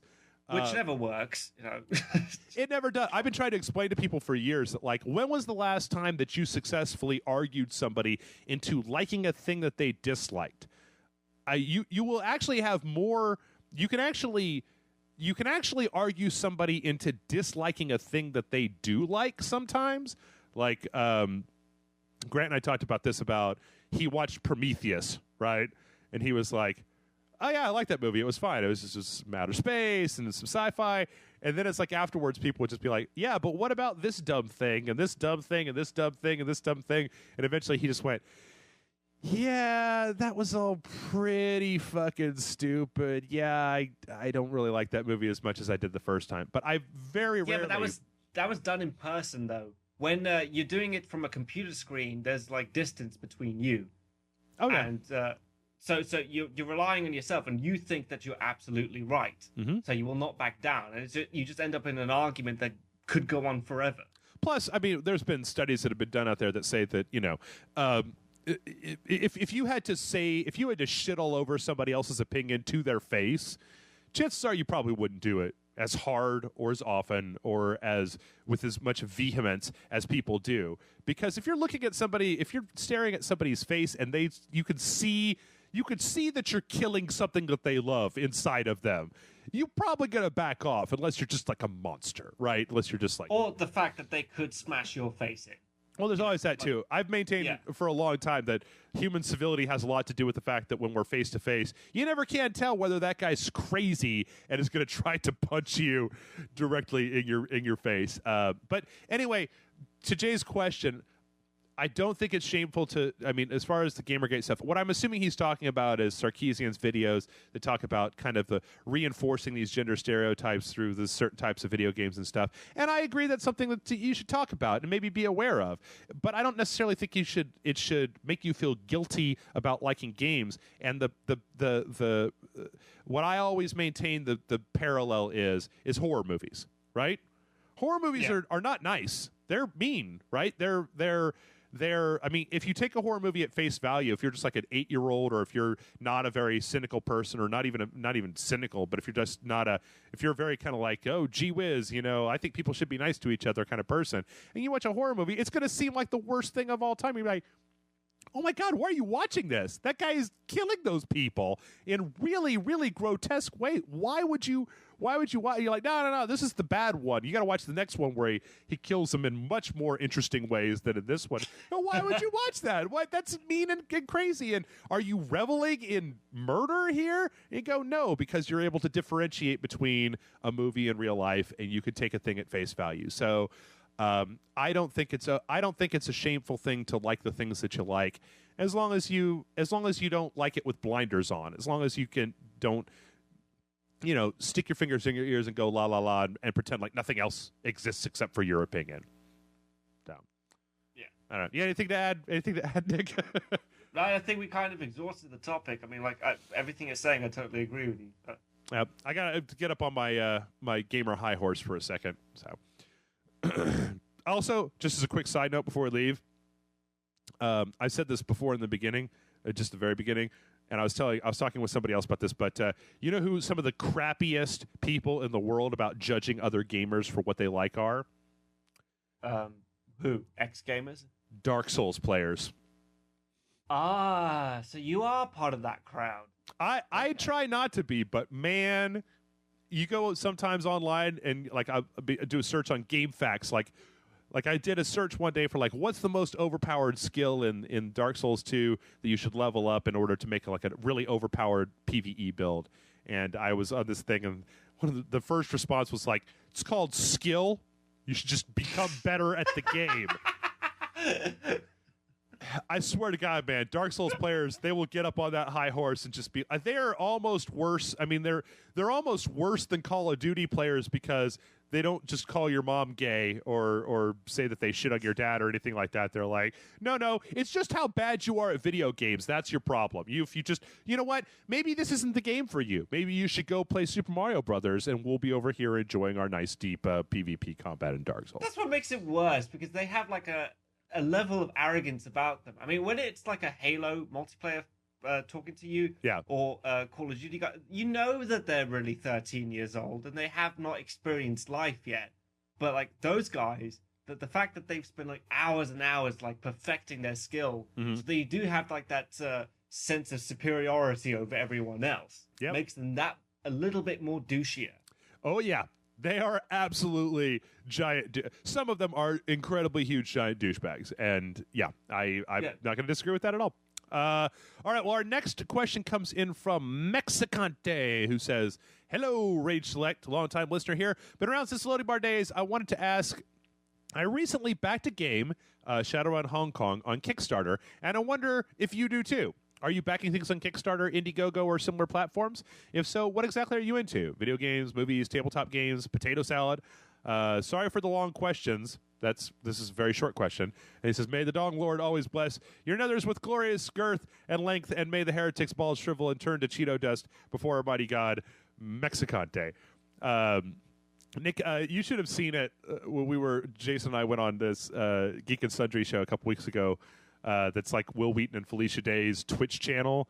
And our fans came in to the chat room, and it was just the poor lady who was hosting it kept looking down at the chat room going like, "So what's Dongacles?" And I'd be like, "Come on, you guys. They don't know. Like, what are you doing?" Wait. Were they saying really inappropriate things about Felicia Day? Was that the issue? No. Felicia Day, we didn't, all I could say is that I warmed up the chair that she eventually sat down in. We weren't on with her, but there was this other woman there who was the host beforehand, because we were just kind of warming the place up. We were getting the stream going. But she didn't really have any real idea what Rage Select was about. It's just Jason was a friend of the guy who was running the stream, so we got to go on.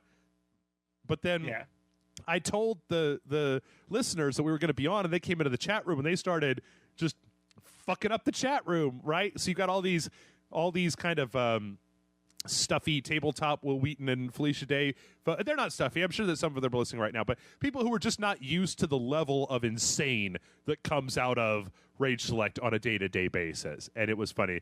Somebody took a screen capture of her looking over with just this look on her face like, "What the fuck am I doing here?" Anyway, back to the question. Have you ever backed anything on Kickstarter or Indiegogo before? No, I would actually have to have money in order to do that. But I don't know, it would have to be like a project that I really, really want to see come to fruition. Or if a cancelled TV show I used to watch was coming back on Kickstarter, then I would absolutely 100% donate.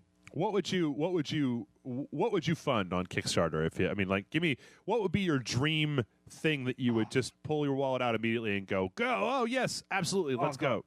My dream thing would be if they were to conclude Stargate Atlantis into a mini-series. Like a really high budget mini-series, like a Band of Brothers style, that wrapped everything up, from Stargate Universe, Stargate Atlantis. I would fucking put in like 60 quid or something like that into it. I'm that much of a fan. Nerd!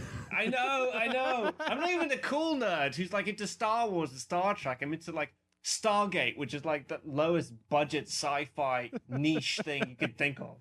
Oh.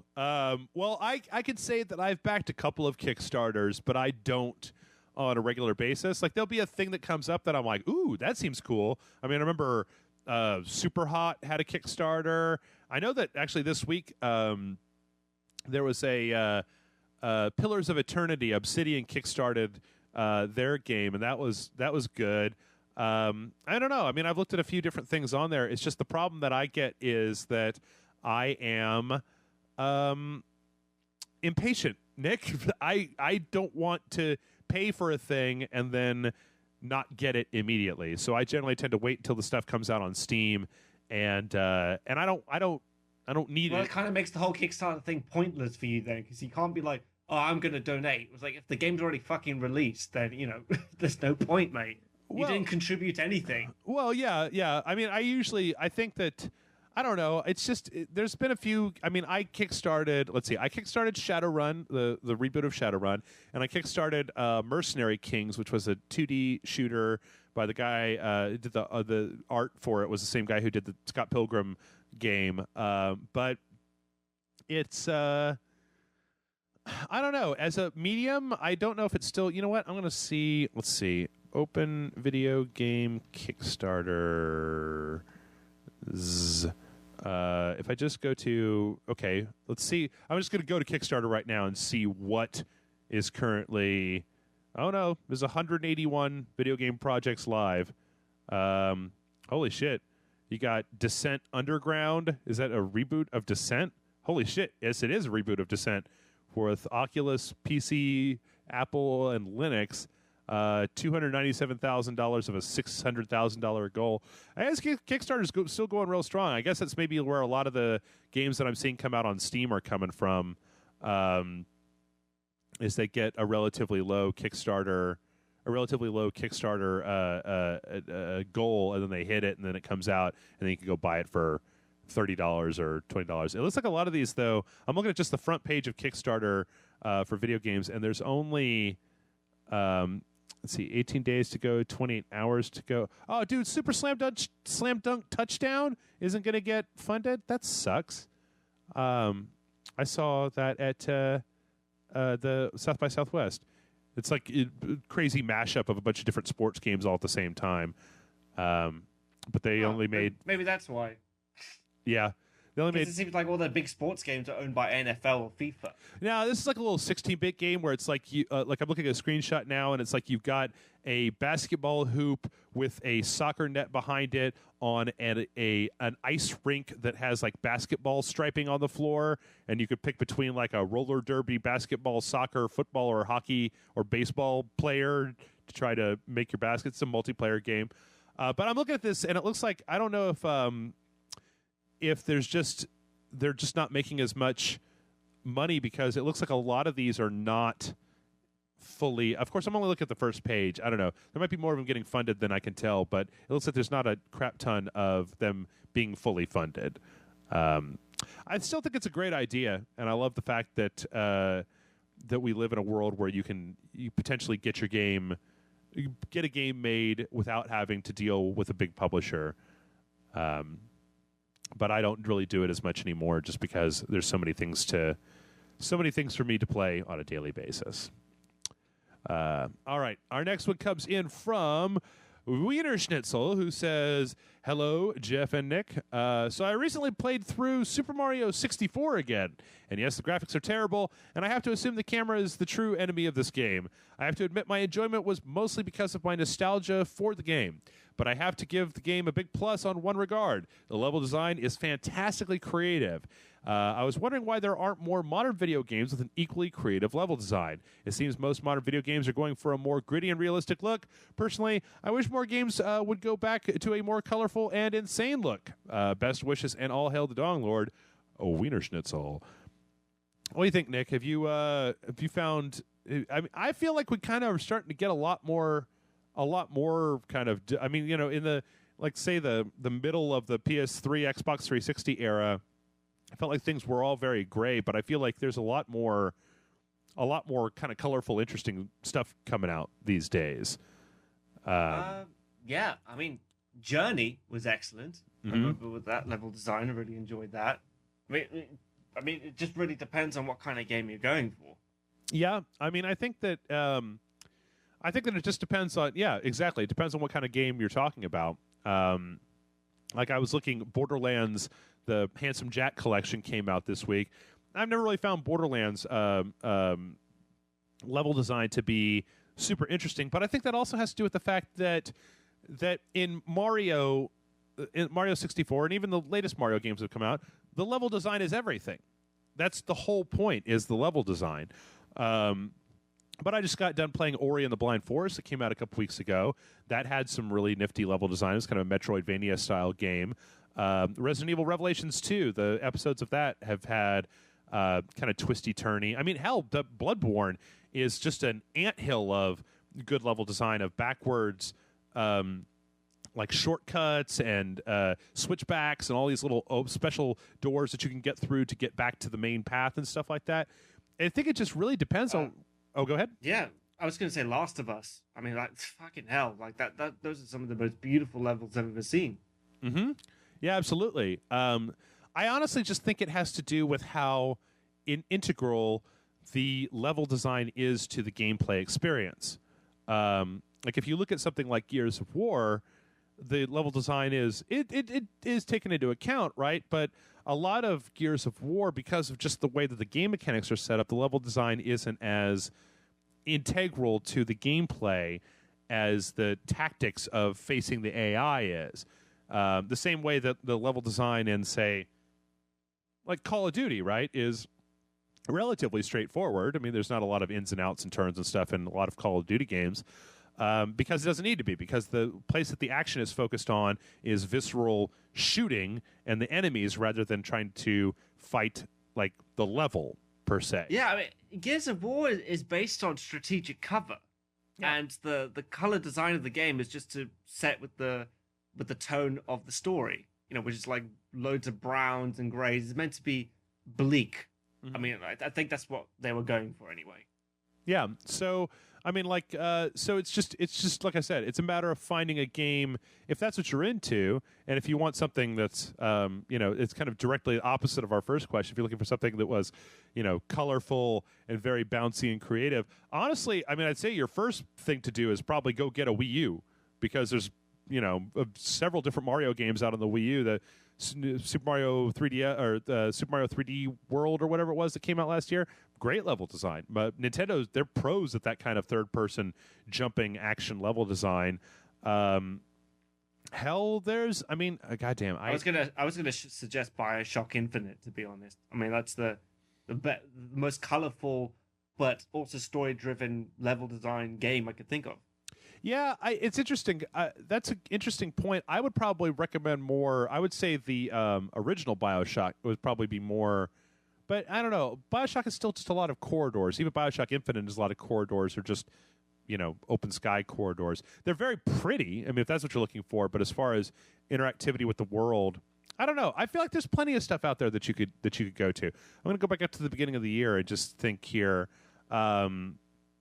Let's look through a list. I've got this list open of the things that have come out this year.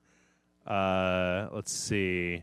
You know, what was that? Dying Light had some interesting level design because you were jumping from rooftop to rooftop and doing stuff like that. Is that zombie game? Yeah, the one from the guys that made Dead Island. That was why I didn't play it. Okay. Yeah. you got me to fucking review that game twice, and both times I was just like complaining to you, like this is such a shit game. I just can't. You were forcing me to play it. Why shouldn't you play it? It was a good game. No, it wasn't. Oh, God. The fact that a cricket bat could break apart in 2 hits. Well, yeah, that was stupid, but come on. All right, I'm going to look down. Let's see. I'm going to look down the list of games that came out in 2014, and I'm going to try to give you some stuff that I think has good, solid, interesting level design. I tell you what, actually, Assassin's Creed Rogue, I've been playing that on the PC, and it's not, you know, not really the level that you're talking about, but it is. I mean, you know, you've got a bunch of different types of different types of levels with different types of you know, you've got jungle outdoor areas, then you've got kind of like medieval stuff. Let's see, it would come up from the bottom. Let's see, Little Big Planet 3, probably catch your fancy. Actually, you know what? I'm not going to spend the entire time just looking through this, but all I'm going to say is that I feel like that particular complaint a lot of times stems from when everything started going gray and brown at the beginning or in the middle of the PS3, Xbox 360 era. But all you got to do is go to the Steam indie page and look around, and you're probably going to find something that's colorful and interesting. Next one comes in from Christian. Christian says, "Hey guys, I've been listening to you guys since the loading bar. I'm happy that you moved on and made it your own site. Just to give you some background information before I ask my question, I currently work in South Korea as an English teacher. I teach at a private immersion elementary school. Korean kids that have a lot of money pretty much know a lot of American culture, especially video games. One of my students wrote a review for Five Nights at Freddy's. And he's actually took a picture of the kid's book report. My question, his questions: do you think children should play mature horror games, or would you allow your own children to play mature horror games? I hope the Dong Lord graces us, Christian." And I don't know, Nick, do you think I should read the kid's book report? Yeah, sure. Why not? I'm curious. It's only a couple sentences. It's obviously a younger kid. Let's see. The Five Nights at Freddy's 1, 2, and 3 is a horror game, but it's really not. I've watched many videos playing Five Nights at Freddy's 2. It's fun to watch, but I don't know how to control. Watching videos aren't the best way. I know some characters, Freddy, Balloon Boy, Foxy, and Golden Freddy. I think there is another guy. He I can't read that word, is called Chicken blah blah blah. Like this. Who is that? That's his report on Five Nights at Freddy's. Oh, okay. I mean, this is obviously like, some kind of like 7-year-old or something like that. I hope this isn't like a 25-year-old man or something like that, because it's a really shitty book report. I'd be kind of a hypocrite if I was to, not allow my kids to play a horror game, because I don't know, the first horror game I played was like Resident Evil and Silent Hill. Mm-hmm. Considering how old I was at the time, like I don't know, 10, something like that, 11. Yeah. And well, I think I turned out all right. I mean, I'm not sure, but I think generally I'm okay. So. I mean, I think that a lot of it just has to do with, like, when I was a kid, I know that I didn't watch horror movies when I was a kid, but it wasn't because my parents, it's not that my parents wouldn't let me watch horror games or watch horror movies. That's more, honestly, from my gaming history, I don't have any direct experience with that, because by the time games got to a level of fidelity where you could actually see things that looked horrifying, we're talking like Phantasmagoria, and I was already in my teenage years. So, but when I was a kid and horror movies would come, I don't think my parents were necessarily opposed to me watching them. It's just that they scared the shit out of me. So my parents wouldn't let me, we're talking when I was like 7, right? They would scare the shit out of me, and then I couldn't go to sleep at night because I was afraid of monsters. So my parents, they were just, generally speaking, I wasn't interested in watching horror movies for a while. I think that it just depends on the kid, and I think it depends on whether or not the kid can differentiate between fiction and reality. And some kids are more afraid of horror than others. Some like it.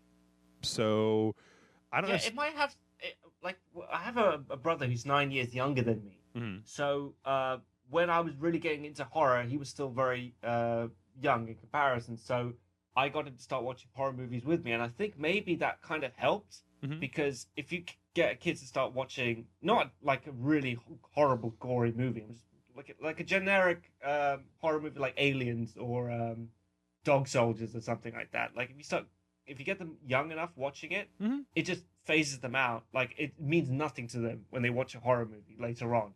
It's when you make a big deal out of it. I remember when I watched Exorcist for the first time, I was really terrified because everyone was telling me my entire life that this was the scariest film of all time. Mm-hmm. So by the time I actually watched it, it really wasn't that big of a deal. It was just the anticipation of it being that terrifying. You'd already freaked yourself out so hard that the movie itself was just like, oh, is that okay?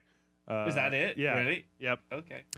The same thing happened to me with that movie Audition by Takeshi Miike. As a guy described it to me, and it sounded horrifying. And then I watched it, and I was just like, "Oh, well, this is no big deal. This is just really." Because I haven't seen Audition, but I've got reservations about seeing it because everyone's made a big deal out of it. I think that what I imagined in my head was so much more horrifying than what I ended up seeing when I watched it. That it was just like, "Oh, okay, is that really okay?" But anyway, I think that this also comes back to a part of that first question that we didn't really get into. You talked to Kevin about this. You talked to a lot of people about this, but I have never seen a direct endemic correlation between kids that watch horror movies becoming like the idea that if you kids watch horror movies that they're going to become violent psychopaths when they grow up. I don't think that's true because I know a lot of people who love violent horror movies and watched them all the time when they were kids, and they're not violent psychopaths, right? And I know that that logic in that is kind of flawed because it's like, okay, well, my sampling is just 5 or 10 people that I know, but I have to think that if seeing horror movies or violent movies or if kids are so much a sponge that if you just show them something that they're immediately going to think that that's reality, right? Yeah. And they're going to they're going to maintain that belief throughout their entire life that it's going to change who they are as a person. I would think that the face of our society would be entirely different than it is right now, right? Because everybody who saw a horror movie when they were a kid would be fucked up. They'd be fucked up crazy people, right? Or anybody who saw Commando. I mean, when I was 8 years old, I was watching Commando and Die Hard and RoboCop and shit like that. And if there was really a correlation between watching disturbing imagery and then that somehow affecting how you felt about the world, I should be out there punching people in the face, getting in fights, and becoming a robot cop in Detroit, right? That's what I'd be doing. Did people really bitch about Commando, saying that it was like upsetting children and making psychopaths? It's a standard trope that you run into. It's funny because when you talk about the whole Gamergate thing and being ashamed of white guy protagonist video games, I always find it interesting to consider that back in the late 1990s, the religious right in this country is pretty much saying the exact same thing about violence and about certain other and about sex too in a lot of video games, that if kids see all this violence, that it's going to make them violent. And as far as Commando goes, yeah, I mean, anytime there's an undercurrent of people who very much believe this idea that if you expose people to action imagery, to violent imagery, that it will make them violent. If you expose them to sexual imagery, that it will make them ultrasexual. And I just don't know. I've never seen a study that directly correlated that. And given the amount of sex and violence that we have in America on TV, or I've seen BBC. You guys got boobs and shit and titties and violence and beating people up. I don't. I mean, did you hear the story about how 50 Shades of Grey was rated 12 in France? No, but that's great. And it's like, this is bullshit. This is nothing that bad, really, compared to traditional French television. Man, you are really pulling out your fake accents on this show, Nick. I'm just imagining this 12-year-old French kid smoking a cigarette. It's not that bad. I don't understand. But I mean, in all honesty, I think that I think it's fine if a kid can handle it, right? That's, I guess, the way it was when I was a kid. Was I think I watched a horror movie, once upon a time, and it freaked me the hell out. My parents were like, okay, well, it's not real, and it took me time to calm down. And then when I watched another horror movie and it freaked me out again, and my parents were like, okay, well, maybe you just don't want to watch horror movies anymore. And I didn't have a real overriding desire to continue watching the things that were scaring the ever-living shit out of me. But if a kid could differentiate between a horror movie and reality, and it doesn't freak them the hell out, they're like, cool, blood, gore, yay, I think you need to do it in baby steps. So don't get the kid to watch Exorcist first. Get the kid to watch Monster Squad. Yes, Monster Squad. That fucking badass movie, man. Or Watership Down. Do you ever see Watership Down? Oh yeah, yep. Okay, yeah, that's gory as hell, but it's like a children's cartoon. It is. Come on, about bunny rabbits fighting each other and stuff. It's the most violent movie about bunny rabbits that you've ever seen in the history of mankind. Well, I remember when I was a kid, I watched the Secret of Nim. Right, man, that shit freaked me the shit out. I was just like, oh god. And Miss Brisby is getting all the mud's coming up and she's dying. I'm like, oh God, Miss Brisby, no. Yeah. Honestly, that was more traumatizing to me than Freddy, right? Well, eventually. You know what I'm worried about is a lot of these children's movies these days seem to be, sorry to say this, but kind of pussified in a way. If you look at all these classic Disney movies, the mother always seems to die, whereas Disney movies today, either someone kind of dies and then they're brought back to life at the end, or no one dies whatsoever. It doesn't seem to teach that life has its ups and downs. I don't know. What the last Disney movie that I saw was Big Hero 6, and there was a death kind of midway, or the first third of that movie, that kind of kicked off the way that things went. I mean, I guess, Frozen didn't have any real death in it. I don't know. Yeah, there's actually a whole thing on the, surprise, surprise, Cracked podcast where they talk about the idea that watching an action movie like Wolverine, where Wolverine will go to slash somebody and then it cuts away at the very last minute so you don't see them actually getting slashed and getting wounded with gore coming out of them, has a psychological effect of minimizing the impact that violence has because it's so sanitized that people don't ever see the horrible aftermath. I don't know. That in and of itself may entirely just disprove, what I was just saying about, no, it doesn't affect people. It's fine. They're fine. They're fine. It's no big deal. But I would think that it would be more like when I was a kid and I watched Die Hard. John McClane gets fucked up in that movie. Like he wins at the end, but he's fucked up when he's walking out there and his feet are all cut up and he's just covered in blood, no shirt, and just, oh my God. Like he's just like having to kill. It was one of the first movies I ever saw where the act of having to kill a bunch of people and have an adventure. It wasn't like at the end where, Han Solo and Luke Skywalker are just walking up to get their medals. We're all good. Like at the end of that, you're like, oh my God, that guy needs to go to the hospital and he's going to be in like physical therapy or I don't know, something. Yeah, I mean, that film had consequences. I mean, one of the films I watched recently was The Raid 2. Did you see that film? Yep, absolutely. Oh, God, man. Like, every time that guy had a fight, and he's just, like, limping away, I'm, like, just really feeling sorry for him. And just wishing the film was over that much sooner, just so you didn't have to go through it all over again. Just go home, man. Just leave. It's fine. Yeah, you've done me proud, man. Yeah, I'm a big fan of movies where people get fucked up during the movie. All right, we gotta let's see. We're gonna go with. Well, we got a few more questions. This next one comes in from Metal Gear Ray, who says, Jeff and Nick, first of all, I wish good blessings upon you. May the Dong Lord bestow girth upon your virile shafts and shower you with his mighty seed. Now that the pleasantries are out of the way, to the question. I just bought a brand new car. Congratulations. And immediately experienced buyer's remorse. Aw. Not from any defect, just from the idea of having that sort of debt out there. I experience this anytime I spend money upwards of $300. So my question to you is, have you ever experienced this feeling? If so, how do you combat it? If that's not a lively enough question, what is your absolute best, worst car story? Many praises, Metal Gear Ray. You've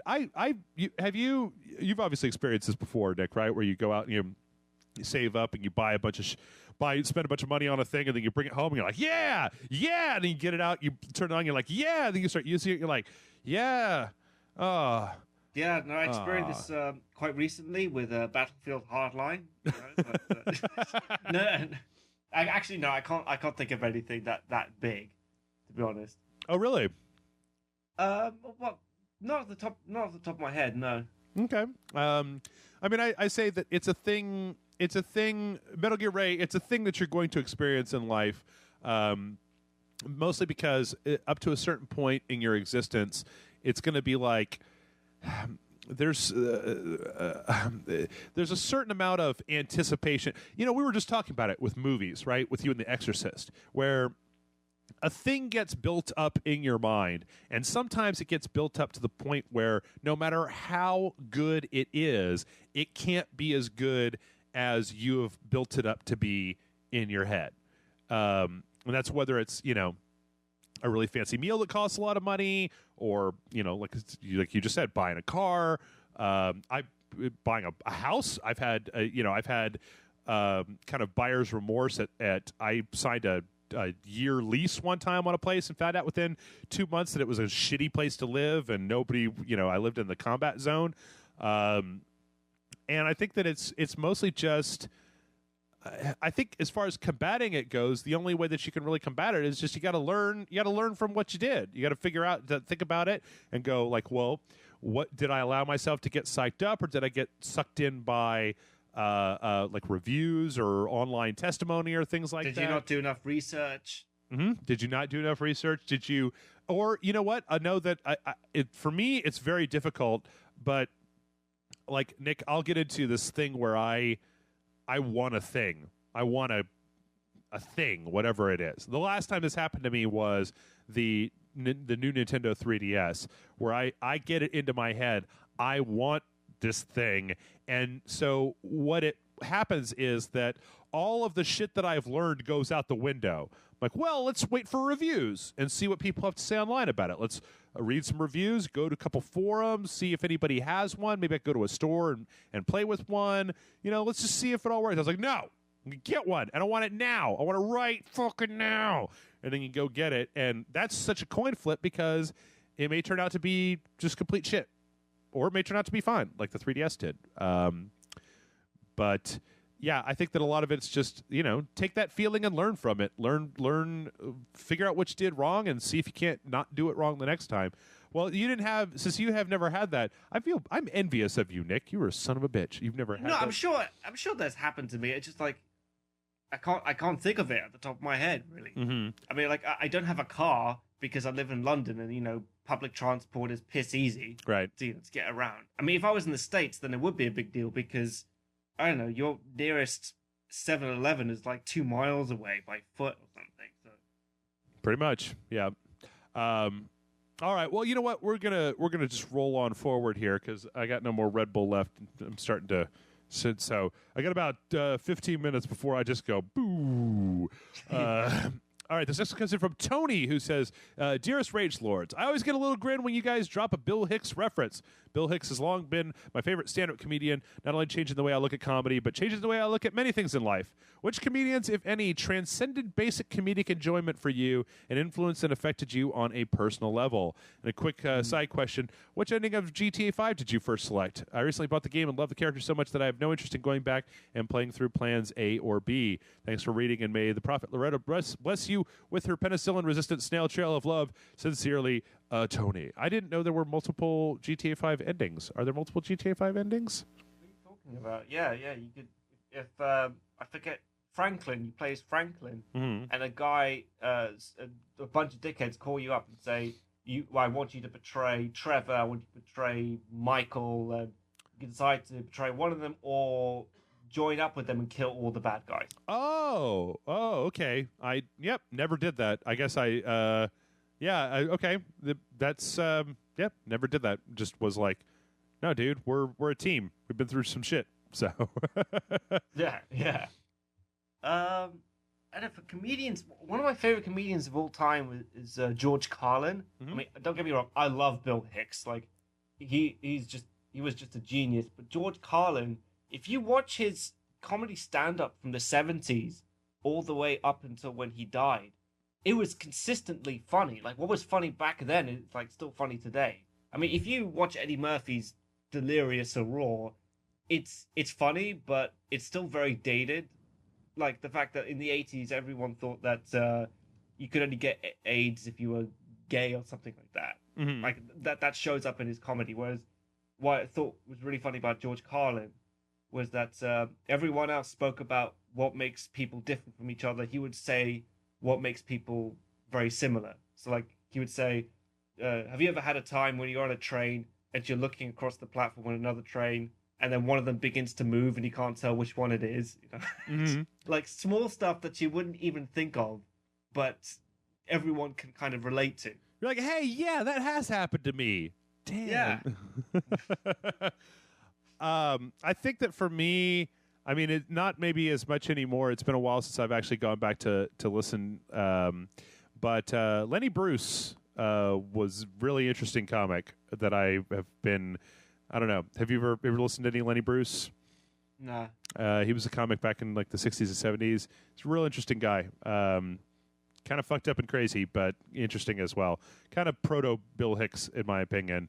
I also think that some of the weird OG Robin Williams on a lot of drugs stand-up comedy is really interesting. Like his stuff from the 70s, I think is really interesting.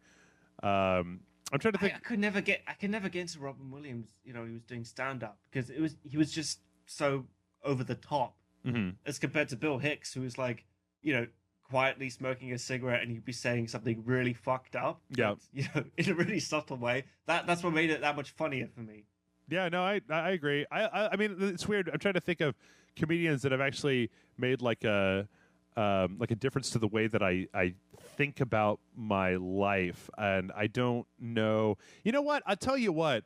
Not it necessarily in his stand-up, but I really like the show Louis, because Louis gets dark and heavy and kind of fucked up from time to time.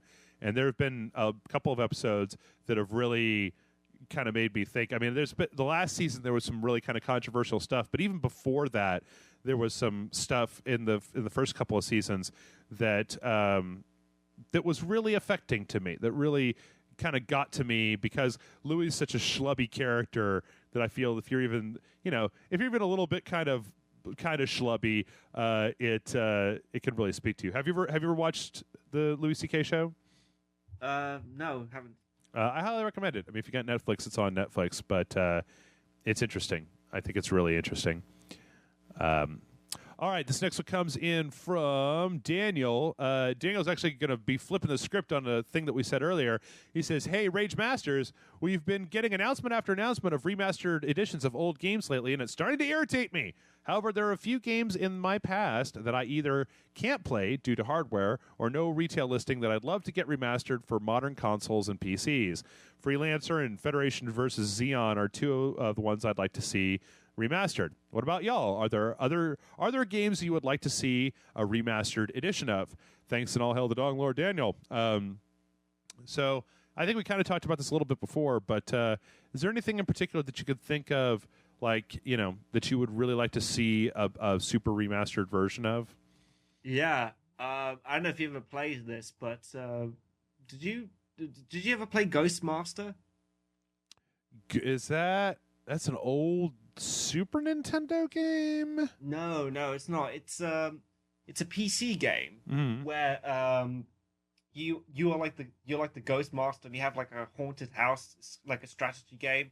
So a bunch of people are living in your house like The Sims, but you've got to scare them out. So you've got like different sorts of powers. You can make spiders come out of the walls. You can make like a ghoul pop up in the bathtub, and so all sorts of like haunted house kind of things. And if you get everyone at the house, then you've won, basically.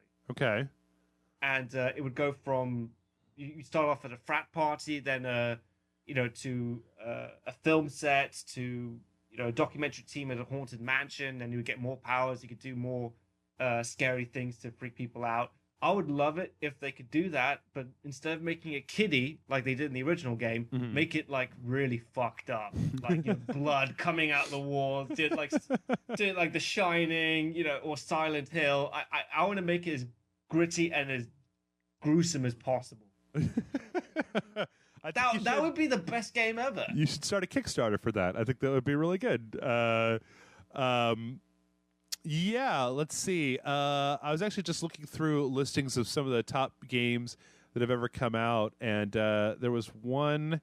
Red Dead Goddamn Redemption. I've been waiting for a PC version that people can clean that game up and just like really put a lot of enhanced textures and stuff into it. I would punch a kitty in the face to get. They are re-releasing it in the PlayStation 4. Red Dead Redemption? Aren't they? I think so. I don't believe so, sir. Let me look it up. Redemption, PS4? Okay, that can't be right. Red Dead Redemption 2 release date. Why is there... let's see. Unless I'm actually talking about Red Dead Redemption 2. Well, I know that there was a hint from Take-Two that the Red Dead franchise was still going. That they have some stuff going. Yeah, this is nothing. I don't think so. You know what? I don't know, but I haven't heard any of that. I mean, I haven't seen any of that when we do the show every week. Also, I mean, it's such a goddamn cliche on my part at this point, but I really like to see Dark Souls. No, that's not true. I was thinking about this the other day. Not Dark Souls. Fuck Dark Souls. Demon Souls. Demon Souls is a PS3 game that never came to the PC, so it didn't have the ability to be cleaned up or remastered in any way, shape, or form. I would really like it if they took that and just cleaned it up a lot, streamlined it a little bit, and then put it out on the PS4, because it's a thing that a lot of people don't have access to right now that I think is a really fantastic game that is just it's kind of hard to look at this point. So it's maybe a little bit, it's something that I think would be right for HD remastering. Let's see. I'm trying to think of I anything still can't else. get over the fact that PS4 games can't play PlayStation 3. Why can't you get over that? It's different hardware. It's different hardware, man. It's a whole different, like the guts inside. It'd be like putting it'd be like saying, I can't believe this truck won't run on gasoline and takes diesel fuel instead. Like, I had a PlayStation 3 that could play PlayStation 2 games.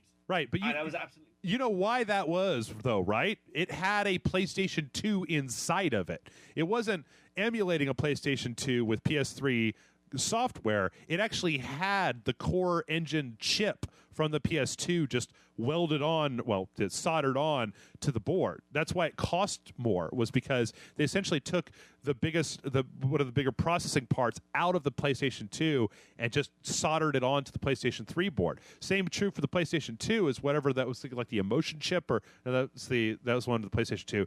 But there was some part of the PS1 that was actually in the PS2, which made it backwards compatible as well. Like, the difference is it's like saying that why can't all PC games be played on the Mac? They're both computers. It's because the hardware that runs them is so different that they have to be completely redone in order to move over. In fact, yes, but I can still play Half-Life 1 on this PC now, or Unreal Tournament. Yes, correct. That's because PC architecture hasn't changed. PC architecture has been the same, whereas on the consoles they keep doing goofy shit to try to squeeze. I mean, you remember the cell processor on the PS3 was. I mean, think about when the PS3 first launched and what computers cost then versus what computers cost now. In fact, if you look at all the HD remastered stuff, it seems like most of this stuff is like, there was a story a few weeks ago that Darksiders 2 is getting a PS4 remaster, right? But not Darksiders 1 for some reason. I feel like a lot of the stuff that you're seeing that's getting remastered, it's getting remastered because there was a PC version. So you can port it to the PC hardware that's in the PS4 and the Xbox One.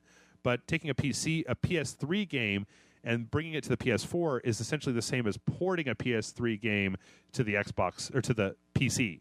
So it's going to take more work than it would if it's already a PC game they could just smooth over and move to one side. Or at least that's the way that I see it. I don't know. I guess. But I want it. I want it. I want it now. Yeah. Yeah, I'm looking through this list here of stuff that I'd like to see, and I don't know. You know, I'm kind of, in some ways, I'm kind of with you. There's so much here to choose from that I wish that I could just put any PS3 game in and play it. But then I live in a vastly different world than most people, Nick, because I've got a bookshelf full of game systems that I could just pull one out and slap another one down at will and just move over to. So, all right, we've got one last question, and that one comes in from Carlos, who says, if you could choose one Hollywood director to make a documentary of your life, who would you choose and why? P.S. Hopefully Don Cleves will bless you with a podcast award win. If you're not able to come to Vegas and accept the award, can I accept it on your behalf? A little listener for the Loading Bar Days and Patreon subscriber, Carlos. Carlos, I don't know if they would let you do that. But anyway, Nick, if they were going to make a documentary about your life, who would you choose and why? I don't know. I guess the director who did Blackfish. I just want to see how fucked up she can make my life look. Okay. Was that a documentary about killer whales? I know, but yeah, but she when I watched it on Netflix, I just got really pissed off watching it. Okay. So if she did a documentary about my life and then I watched it, yeah, would that motivate me to change something about my life, seeing it presented on screen? Nick, that might be the most narcissistic thing I've ever heard in my entire life. I want somebody to make an inspiring documentary about my life that will inspire me to change my life. Like, oh my God. Fucking introspect, man. Introspect. Oh, shit. That was awesome. Yeah, I think I'm going to answer, I want it to be Michael Bay, because my life is not that interesting, and he doesn't do documentaries, though. I don't care. I'm going to be like, get over here, make me a documentary. He's a documentary filmmaker, documentary director, not like filmmaker in general. Okay. It's got to be like a famous documentary director. Yeah, fuck that. I'm widening it out to just filmmaker in general. Do you want to change your answer? I don't know enough documentary people to be able to to be able to tell the difference. Can you think of like a famous documentary that you liked and then use that director? Transformers, Dark of the Moon. Piss off. No, Crank. I answered the guy's question. I'm trying to think of a documentary that I really enjoyed. Al Gore. How about that? Al Gore. Okay, that's fine. Al Gore could direct the documentary of my life. And with that, folks, we are done. Thanks so much for listening. If you want to send in a question, mail@rageselect.com is the email address. It is mail@rageselect.com. Nick, thank you so much for coming over and putting up with my sleep-deprived ass today. No worries, mate. am now going to go and just basically fall down on the ground and pass out, which I think I actually said at the end of the last podcast, so I hope that this doesn't become the new thing. I could tell you that I'm going to not play any Dark Soul or Bloodborne, that I'm going to go to sleep early and I'm not going to go out and drink until 2 o'clock in the morning, but that would all be a lie. So the fuck with it. See you. Good night, everybody, and we'll see you next time. Good night, everybody.